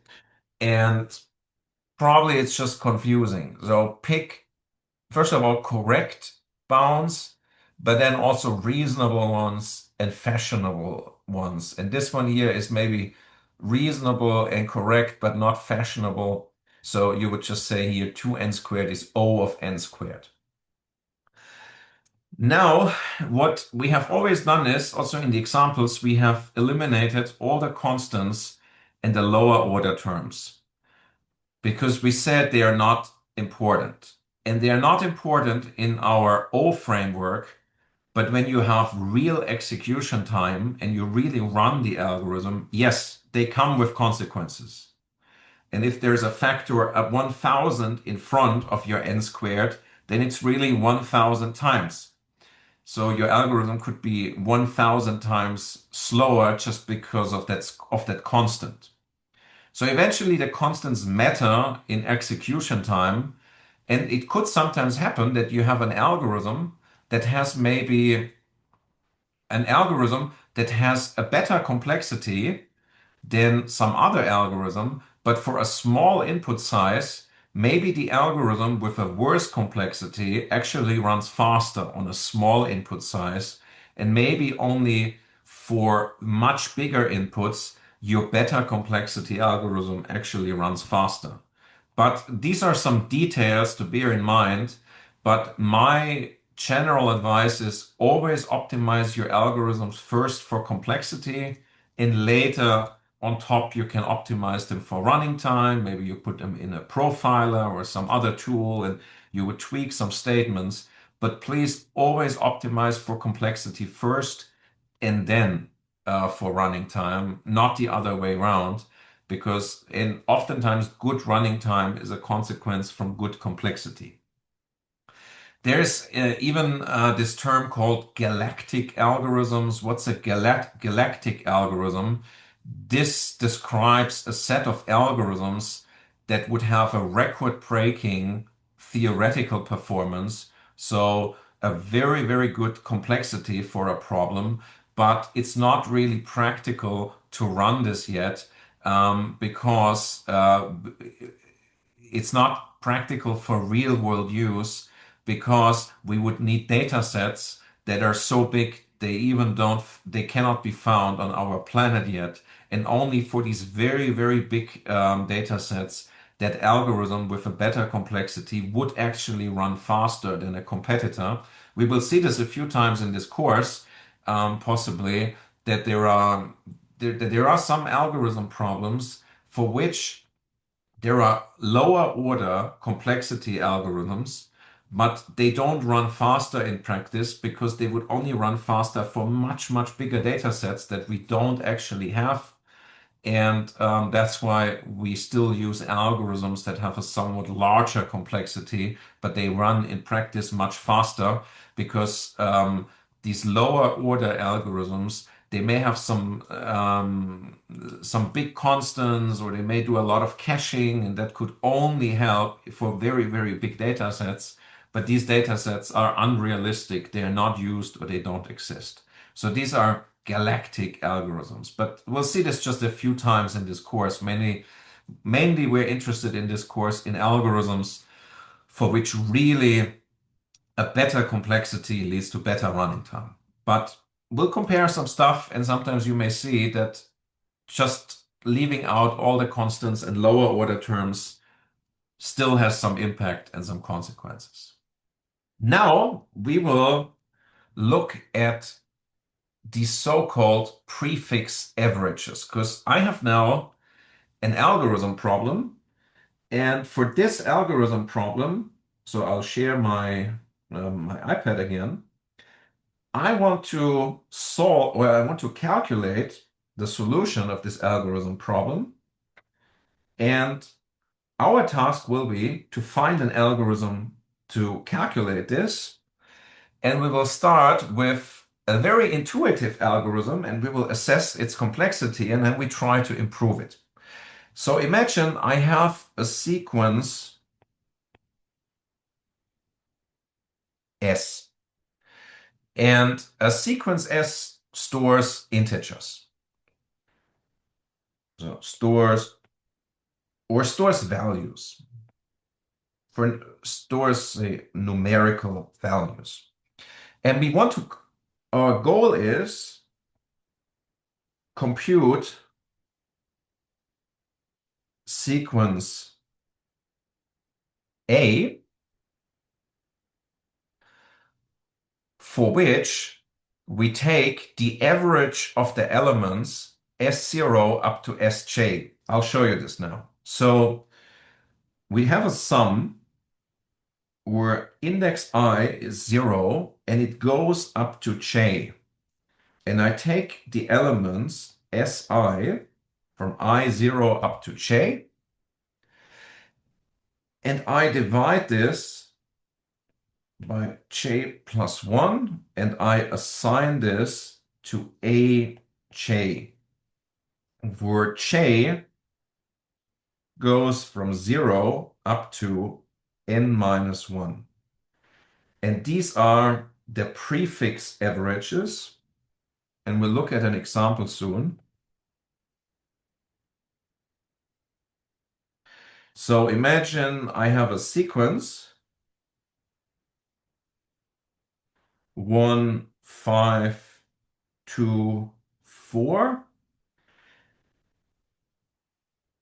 So I have an A0. What would be A0?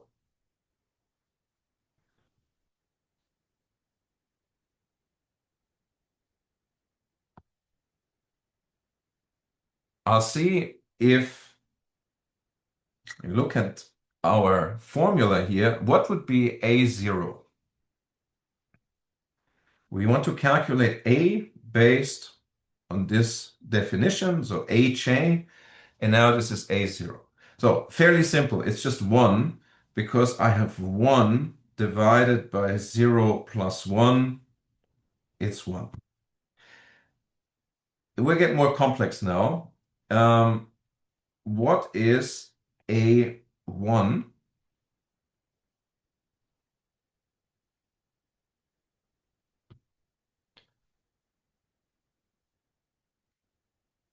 it's 1 plus 5 divided by 1 plus 1. So 6 divided by 2 is 3.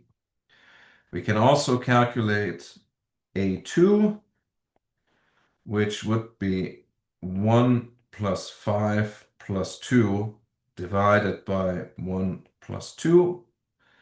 And then this is 8 divided by 3. So 8 over 3.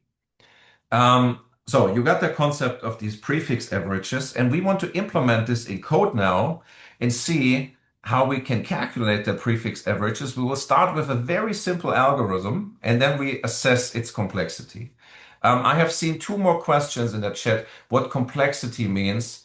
So complexity does not refer to readable. Complexity means here the number or the order of the number of primitive operations. So subject to n. So O of n would be a better complexity than O of n squared, or O of log n would be better than O of n.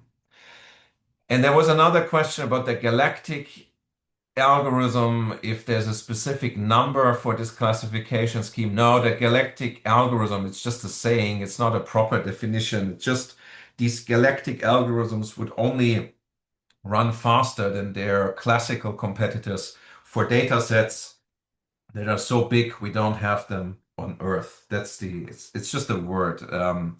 So I don't think we'll mention galactic algorithms again in this course. So I want to calculate now the prefix averages, and we will start with a really simple and inefficient implementation. So prefix averages of 1. And in this course, we have the sequence S. I know if this was a programming or software engineering course, we wouldn't write S, we would write data or whatever.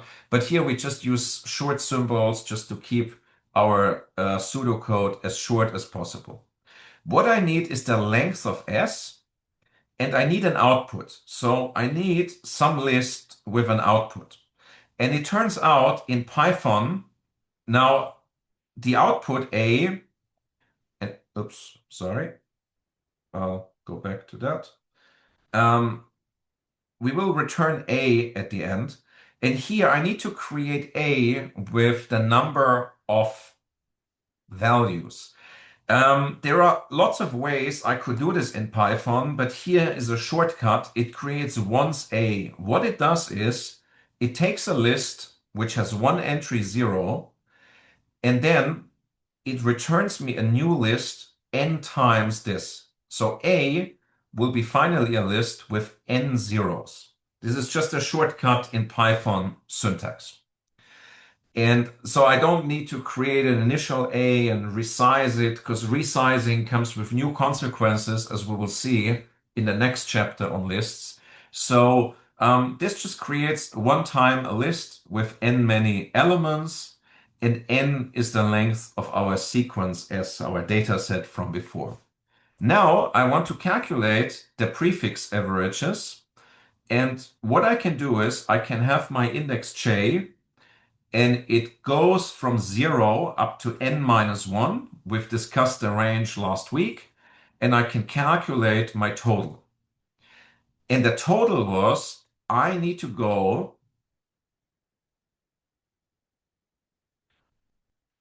from 0 up to j.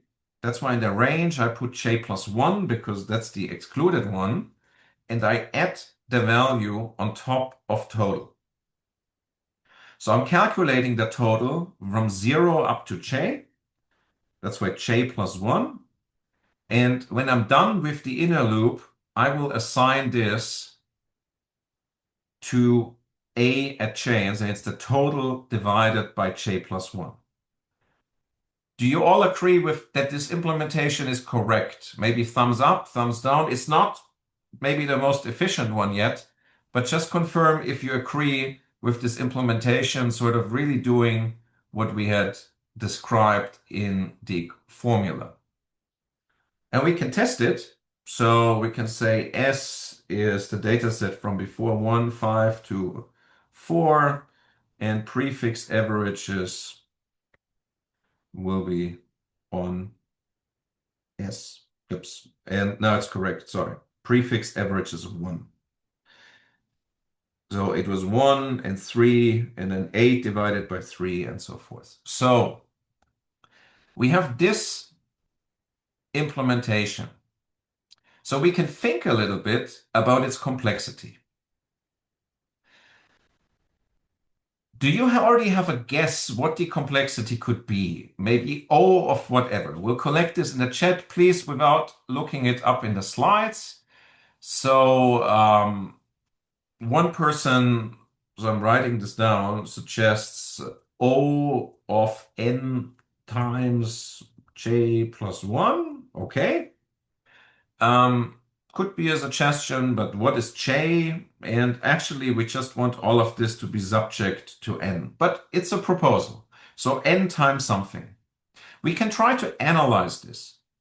So this line, n equals the length, is a primitive operation. So one primitive operation in assignment. So this line is O of 1. And I'll just write this down. Well, so it's O of 1. Do you have a suggestion what this line would be? O of what? Because I'm creating this list with n many elements. This is O of what? If you have a suggestion for this line, send it to the chat. It's O of n. Yes, it's not, this is not primitive because I create a list with n many elements and they need to be created.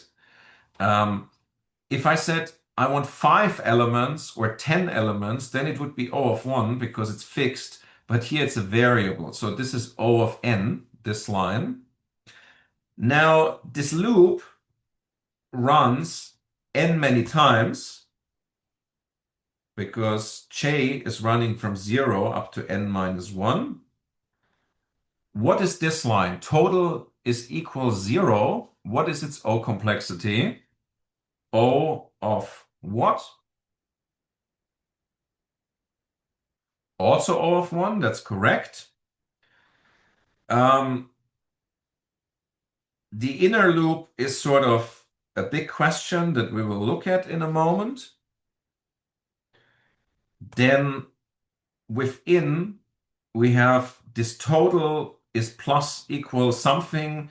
These are multiple primitive operations. I read something and I read total and add it on top of total and assign it to total, but this is still O of 1. And this one here is also O of 1 because the index, we will see lists next time, the index is also a primitive operation as well as this one. And the return is O of 1. So we see we have n much time here. Then we run this outer loop n many times. And within the outer loop is an inner loop. And this one is actually quite interesting because the index I is subject to n, j plus 1. So the first time this inner loop runs once, in the next iteration of the outer loop, the inner loop runs twice, then 3 times, and so forth, up to n many times. Because this index is subject to j, which is the index of the outer loop. So for this, I cannot just simply say, sometimes you read an advice, a loop within a loop is n squared. Not necessarily. Can be an indication, but this inner loop here doesn't run directly n many times. It runs first once, then in the next iteration of the outer loop 2 times, then 3 times, and up to n. And all of this gets added. Have you seen this formula here one before? 1 plus 2 plus 3 up to plus n. Maybe thumbs up if you have ever seen something like this. And it turns out, so this line we have just looked at is the line 7. Or in fact, the line 7, so this statement here. So we looked at line 6 and said how often that loop runs, how often the inner loop runs, but within the inner loop, this statement here is executed. So this is what we're interested in. And this is first run once, then 2 times, 3 times, up to n times, all added. And the sum of I from 1 to n can be described as n. And many of you have sent it here in the chat. It's not n factorial, but or it's n times n plus 1 divided by 2. And we can multiply this, and then we know it's n squared plus n divided by 2. So n squared plus n, from the O complexity, we just care about the squared, and the division we also don't care because it's dividing by 2 is a constant factor, so a half. So that means line 7, this one here, is executed O of n squared many times. So most of the time is actually spent within this inner loop executing state line 7. We said this one here is a constant, this is constant, this is linear, O of n. This one here is executed n many times because this loop runs n many times. This is n many times, but this is n squared many times. So the whole algorithm, prefix averages 1, is O of n squared.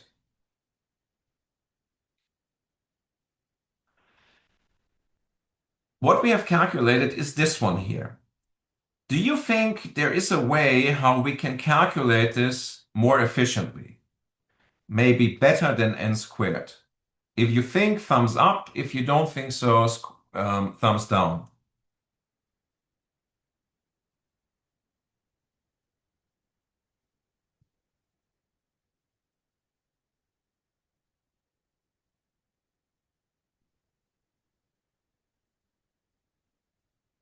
I'll let more of you vote.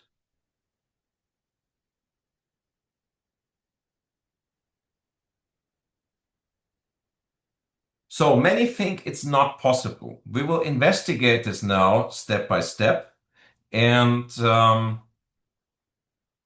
will open this in a moment. Just wait.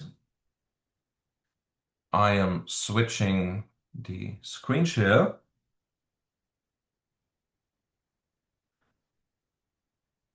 And we can try to implement it in a different way. We can try the prefix averages 2, and so we had prefix averages 1, now we have prefix averages 2. As before, we get the length of S, we create A, we want to return A. But we could try, we need the outer loop because J needs to go from 0 up to n minus 1, but we could try something else. In Python, there's a very interesting function sum. Has any one of you ever used the function sum in Python? Some have. So to this sum, I can pass a list or some sequence, and all the values in it will be summed up. And yes, last week we had the intro to Python, and we saw these slices. We saw in the slices that I can take S or some list from elements 0 up to j plus 1. So I don't need a loop, but rather I want to slice an S from 0 up to j plus 1. J plus 1 is excluded. We get all the values from 0 to j, that's the sum, and we divide it by j plus 1. So this is our prefix averages 2. What do you think its complexity is? Because I don't have a loop anymore, I just call them function. What is the complexity of prefix averages 2?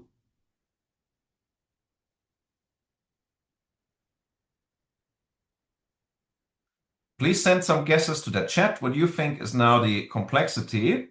Meanwhile, I'm just preparing something that we will use for testing that I will show you in a moment. Um,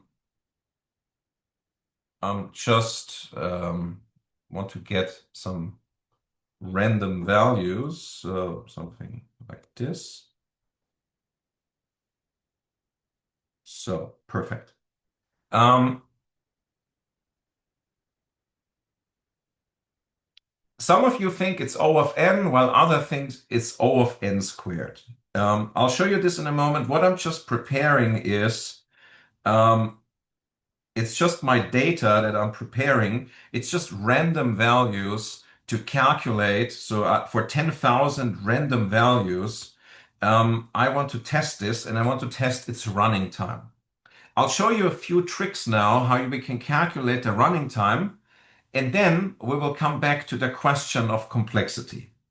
So in Python, there's a library, it's called NumPy, and that's a library for linear algebra, and we can just generate some random values, as you see here.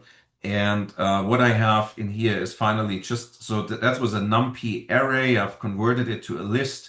In that list, we can just look at new data, at the first 10 entries. We just have some float values in here, and that's all we are actually dealing with then in the prefix averages, and because we want to test it.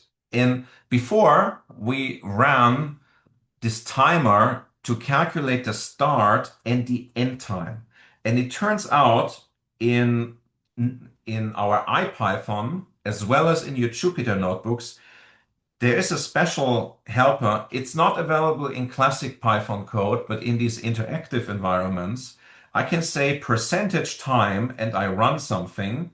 And what it does is it's running this and it's telling us how much time it's taking to run this. So 4 plus 3 takes like 4 microseconds plus some system work around. Now, with this time, I could call my prefix averages from before on my new data, and I'm running it. And unfortunately, it's also showing the result now. But having run this, our prefix averages 1, we saw took based on this, the CPU time of the user was 1.51 seconds, but there's some system time as well, a few milliseconds. So we saw it took 1.54 seconds to run the first prefixes implementation on new data. A few more tricks that I want to show you now is these prefix averages. When we run, so we run the second one soon to compare it to the first one. Now I've run it once, but the prefix average is 1. If I run it again, I may get a different time because maybe in the background, my operating system was busy with something, so it's an unreliable measure. What I can do instead is in IPython, I can call time it, and time it will run this operation multiple times and then give me some average or mean or something. So this is running now for a few seconds, and then we get a reliable estimate of how long it takes to run prefix averages 1. Here it took 7 times, so it ran this 7 times, and we see the mean is 1.5 seconds plus some standard deviation. So it's a more reliable estimate. And as I told you, this time it's not available in classic Python code, but here in IPython or Jupyter notebooks. Now let's run this for the prefix averages too. Some of you said it's O of n squared, while others said it's O of n. Let's run it and see how long prefix averages 2 takes. On the same data, we see it takes 1 second. So somewhat faster than 1.5 seconds. Without studying the complexity in detail, do you think, so It's half a second faster on 10,000 entries. Do you think it's the prefix averages 2 is the same complexity or a different complexity than prefix averages 1? Maybe just thumbs up if you think they are the same complexity, or thumbs down, it's a different complexity.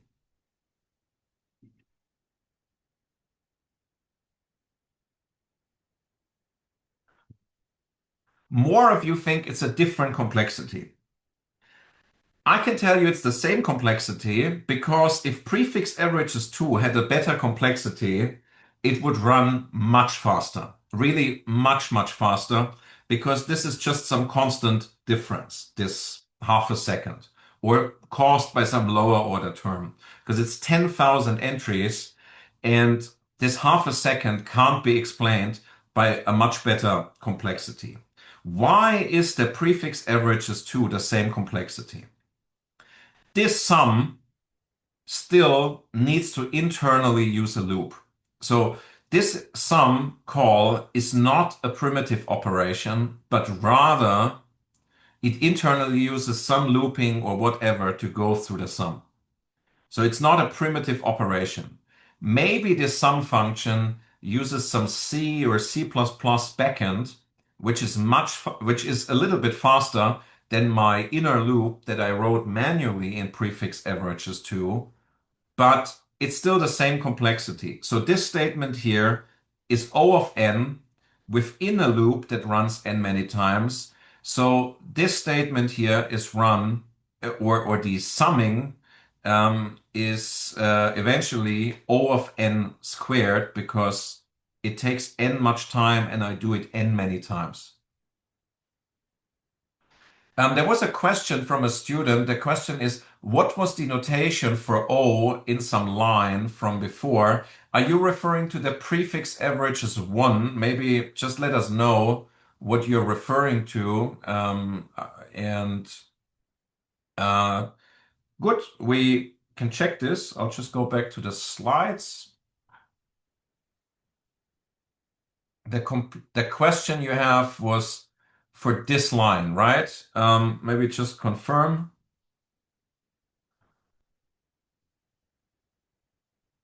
Yeah, that's what we argued. We said that because the index I depends on J and it's J plus 1, so J is initially 0. So the first outer iteration, this loop runs once because it's 0 plus 1. Then this is 1. Then this is 2. So for the next outer iteration, the inner loop runs twice, then 3 times. That means this statement here is first called once, then 2 times, then 3 times, and we have to add all of this up, and that's why we get to this one here, and this is O of n squared. So the complexity for what's running in this inner loop is O of n squared. So I hope this answered the question again. It's good that you asked. I know it's not easy. And this was our prefix averages 2 that we just implemented. And we saw it runs a little bit faster, but in fact, it's still the same complexity because the summing here is always recomputed from scratch when I'm running the outer loop. And there's a solution. And I'll show you the solution now. Screen share is coming. We can implement prefix averages 3. Beginning is still the same, and our A, and we return A. But the problem before was we had always recomputed the total sum from scratch. Each time the outer loop ran again. So we started with total is 0 and then added something up. But actually, we don't need to recompute the sum all the time. Rather, the total is 0 in the beginning. And when the loop runs once, we add S of J on top. And then we don't need to recompute this whole sum as before for HA, but rather we keep adding on top of total, and next time when the loop runs again, we just add the next element as j on top rather than building all of this from scratch. And the complexity of this here is O of n, because before the first line is O of 1, the building the output is O of n, returning the output is O of 1, the total is 0 is O of 1. And these statements here, adding something to the total, assigning some division to A of j, these are constant terms too, but the loop runs n many times.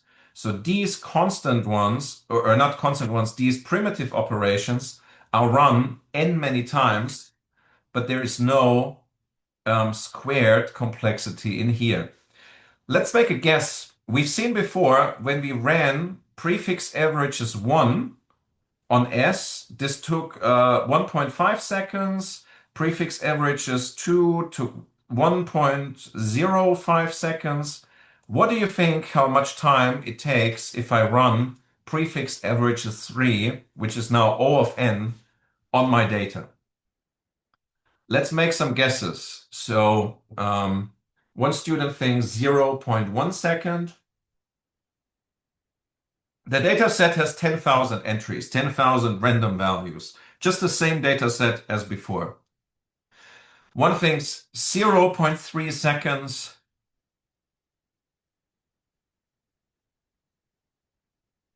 Some think around 10 milliseconds. And I think that 10 milliseconds is actually quite close. Maybe a little bit more, maybe a little bit more than 10 milliseconds. We don't know the exact constants, but let's run it. And because the time-it runs the experiment multiple times, when the experiment runs very short, it runs it many, many times, just that we have a better estimate. And we see it's actually far less than 10 milliseconds. It's 600 microseconds. Yeah, actually makes sense because I just, when I tried to estimate, I thought about 1,000 entries and took the square root of that, but it's 10,000 entries and not 1,000. And because we have cut the complexity from n squared to n, we have a squared speed up. So the running time is somehow becoming the root of the previous one. And then for 10,000, makes sense that it's under 1 millisecond. So you see, also here, better complexity comes with much better running times. Are you surprised how we could break down the original problem, which took 1.5 seconds now, to less than 1 millisecond, just thinking about better complexity? If you are, send some reactions or comments or turn on your mic. And now imagine how this would scale if we have 10 million elements. This one here will still run extremely fast, while for 10 million elements, the squared algorithm will probably be super, super slow because this here is just O of n. So if we turn from 10,000 elements to 10 million, maybe it still runs under 1 second, depending obviously on the lower order terms and constants, but probably somewhere around a second or something, or in the order of a second. So this is really cool, and we see how better complexities lead to far better execution times. Sometimes there are obviously exceptions that maybe we have a very good complexity, but only for very, very big data sets, not for small ones. But it's something we will see rarely in this course. Typically, better complexities lead to better running times, at least for some reasonable amount of examples. What I told you about the prefix averages too, when we looked into the complexity, there is a slide, we skipped it, but I told you this orally. And the same, there is some reasoning why prefix averages 3 is O of n, but I've explained you this already orally. So these slides could be used for your revision if you wish. Now, as there is a big O notation, which is an upper boundary, there is a lower boundary notation. So if we try to contrast them, the big O is a worst case, so an upper boundary.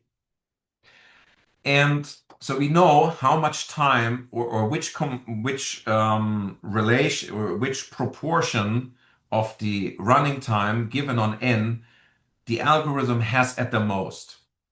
But we also want to know what's the minimum, which complexity do we have at least? So a lower boundary. And for lower boundary, we have the big omega notation. In the big omega notation, the definition is almost the same as the big O, but I'll just go back to the big O to show it to you again, what we did, because we said f of n is less than or equal to c times g of n for this constant c, for all n's greater than or equal to the threshold. So the c times g of n is an upper boundary. And we can turn this into a lower boundary with the big omega notation, where we say f of n is greater than or equal to c times g of n. And all the other stuff is the same. We just say f of n is not O of g of n, but f of n is big omega of g of n. And we have this constant and the threshold. And this big omega, so typically you would just say f of n is omega of g of n.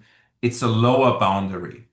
So f of n is greater than or equal to this lower boundary in an asymptotic sense. And it's all the same as before with the O notation. We need some threshold, we need some constant, but it's just a lower boundary. So how much running time we have at least, not at the most. And like this, we can think about the following examples. I'll give you a few minutes to think about what here the lower boundary would be, and we'll start collecting them in a moment. So this is the omega notation. And I'll start copying this to the iPad. Um, what we see here is we pick the lowest order term, which is just 1. So this is omega of 1. And we remove all the constants if needed. And you can think about these examples here as well, while I keep copying this on my iPad, and I'll switch the screen share in a moment.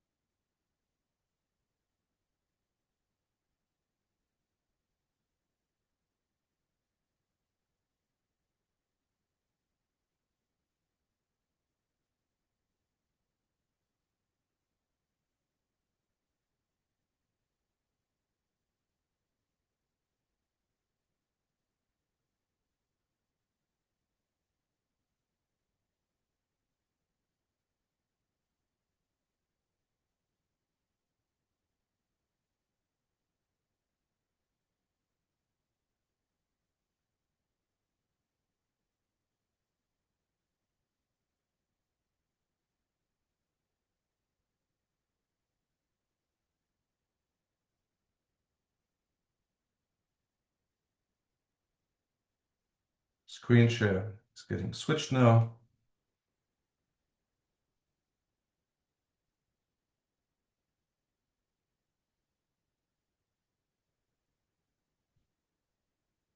So the first one was already in the slides. Now, what's the solution here? 5n squared plus 3n log n plus 2n is omega of what?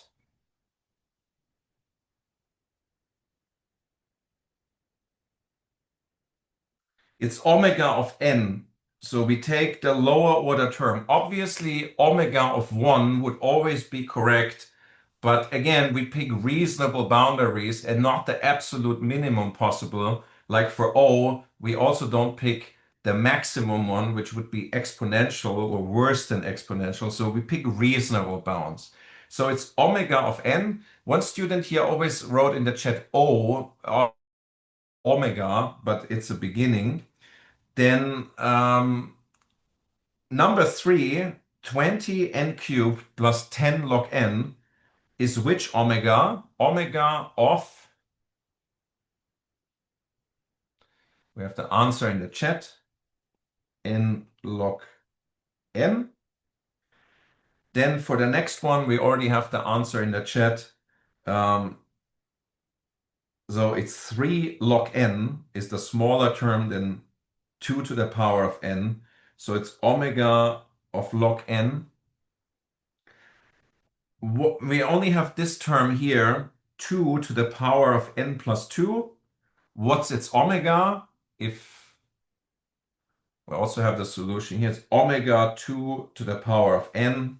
And for the last one, it's also the log n, because we remove the constants and we only keep the lower order term. Obviously, omega of 1 would be correct, but it's not a reasonable bound because it doesn't help us to compare anything if for all we quantify omega of 1. So we don't do that. Like for all, we also want reasonable upper boundaries because otherwise we are unable to compare any of this.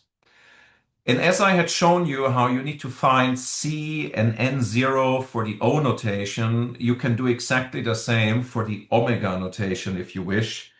But typically we just keep here the lowest order term, remove the constants, where you need to find your own C and N0. This is only for practice in the beginning. One person here said the first one solved example. So you mean this one here? Well, here we have the 1, and this is really the lower order term, some constant work on top. And then this is omega of 1. And here it's n to the power of 1. There are on the internet some strange examples. Say, the one question asked if for omega the weakest wins. Well, I wouldn't say weakest, but the lowest order term. But if you call that weakest, fine. It's the lowest order term. And for O, we take the largest order term.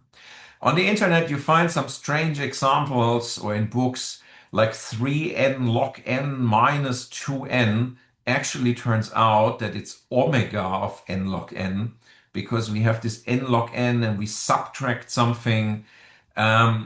This is just some strange example in case you're curious how to find your C and N0, but it's something purely mathematical. It's something we would hardly use in this course because we always add time on top. We don't subtract time. So this is just a made up example, but there's a justification why this term is omega of n log n in case you wish to study this, but it's probably not further relevant to this course. What we can also see is the O and omega notations, they can actually be linked together. Say, if we have a function g of n that, or let's start with the omega. If we say the f of n is omega of g of n, so g of n is the lower boundary of f of n, so we could say that f of n is the upper boundary of g of n. So that's why this is an identity. If g of n is the lower boundary of f of n, then f of n is the upper boundary of g of n. I've added this, I think, this year to the slides. This recently came to my mind when I thought about it. So you can put this identity here. Could be good for your revision just to understand how these two concepts actually, O and omega, relate to each other. And as there is an O and an omega notation, there's a theta notation. And this theta notation is something that I will spare you for today. because I think we've done a lot of concepts today with O and omega, the graphs. Next week, there are no classes due to the Easter holidays. What I want from you is that you revise your Python, that you revise everything we have done. In 2 weeks' time, we are back on campus. We have 4 lab sessions and then just a single lecture. In the lab sessions, you can also start working on some complexity analysis problems that we have here. And in the lecture in 2 weeks, so it's a single lecture then, in 2 weeks, we're at the regular schedule because we've advanced now quite a lot. We will study this O notation, which combines both the O and omega. It's actually like much more exact than O and omega. We will study this next time, so in 2 weeks. But first, I want you to revise O and omega. We'll study this theta notation. We'll contrast O and theta and omega. And then there are a few small variations, like a small o, small omega, and an o tilde, and a couple of other smaller things. So in the next lecture, we will relatively quickly finish the O complexity. And then we start looking into lists because we have used Python lists. We want to use them, but we also want to build our own lists in Python and then study complexity of list operations. And there are many different ways how we can implement lists, and there are variations of lists like stacks and queues, and they all come with certain trade-offs. And we will implement, we will test, we will break those implementations, and then think about their complexity. But in order for you to understand this next time, do a revision of everything we have done up to here. So slide 127, and then we can put it all together and get to the theta notation in 2 weeks' time. If there are any questions, you would just raise your hand now. So I'll wait for you. Um, and most importantly, if you're not comfortable with Python yet, there were some students in the lab today, spend enough time on Python and revision during Easter. And then you can take full advantage of these next notations and when we start building lists. And with there not being any further questions, I not only wish you a great, well, now came a question. So there was a question if O and omega, if O would relate to worst case and omega to best case. That's not the case, really, because best and worst case are words we use for the input, but O means an upper boundary of the running time and omega a lower boundary. But best and worst case have to do with the inputs we put in. This will become more clear in the next lecture when we start implementing some list operations and then we see some best case, worst case operations. And I not only wish you a great weekend, I also wish you great Easter holidays. So I'll see you in 2 weeks in the lab and then in the online lecture. And if you got any questions in the meantime, just send an email. I'll be happy to look into it. Take care and bye bye.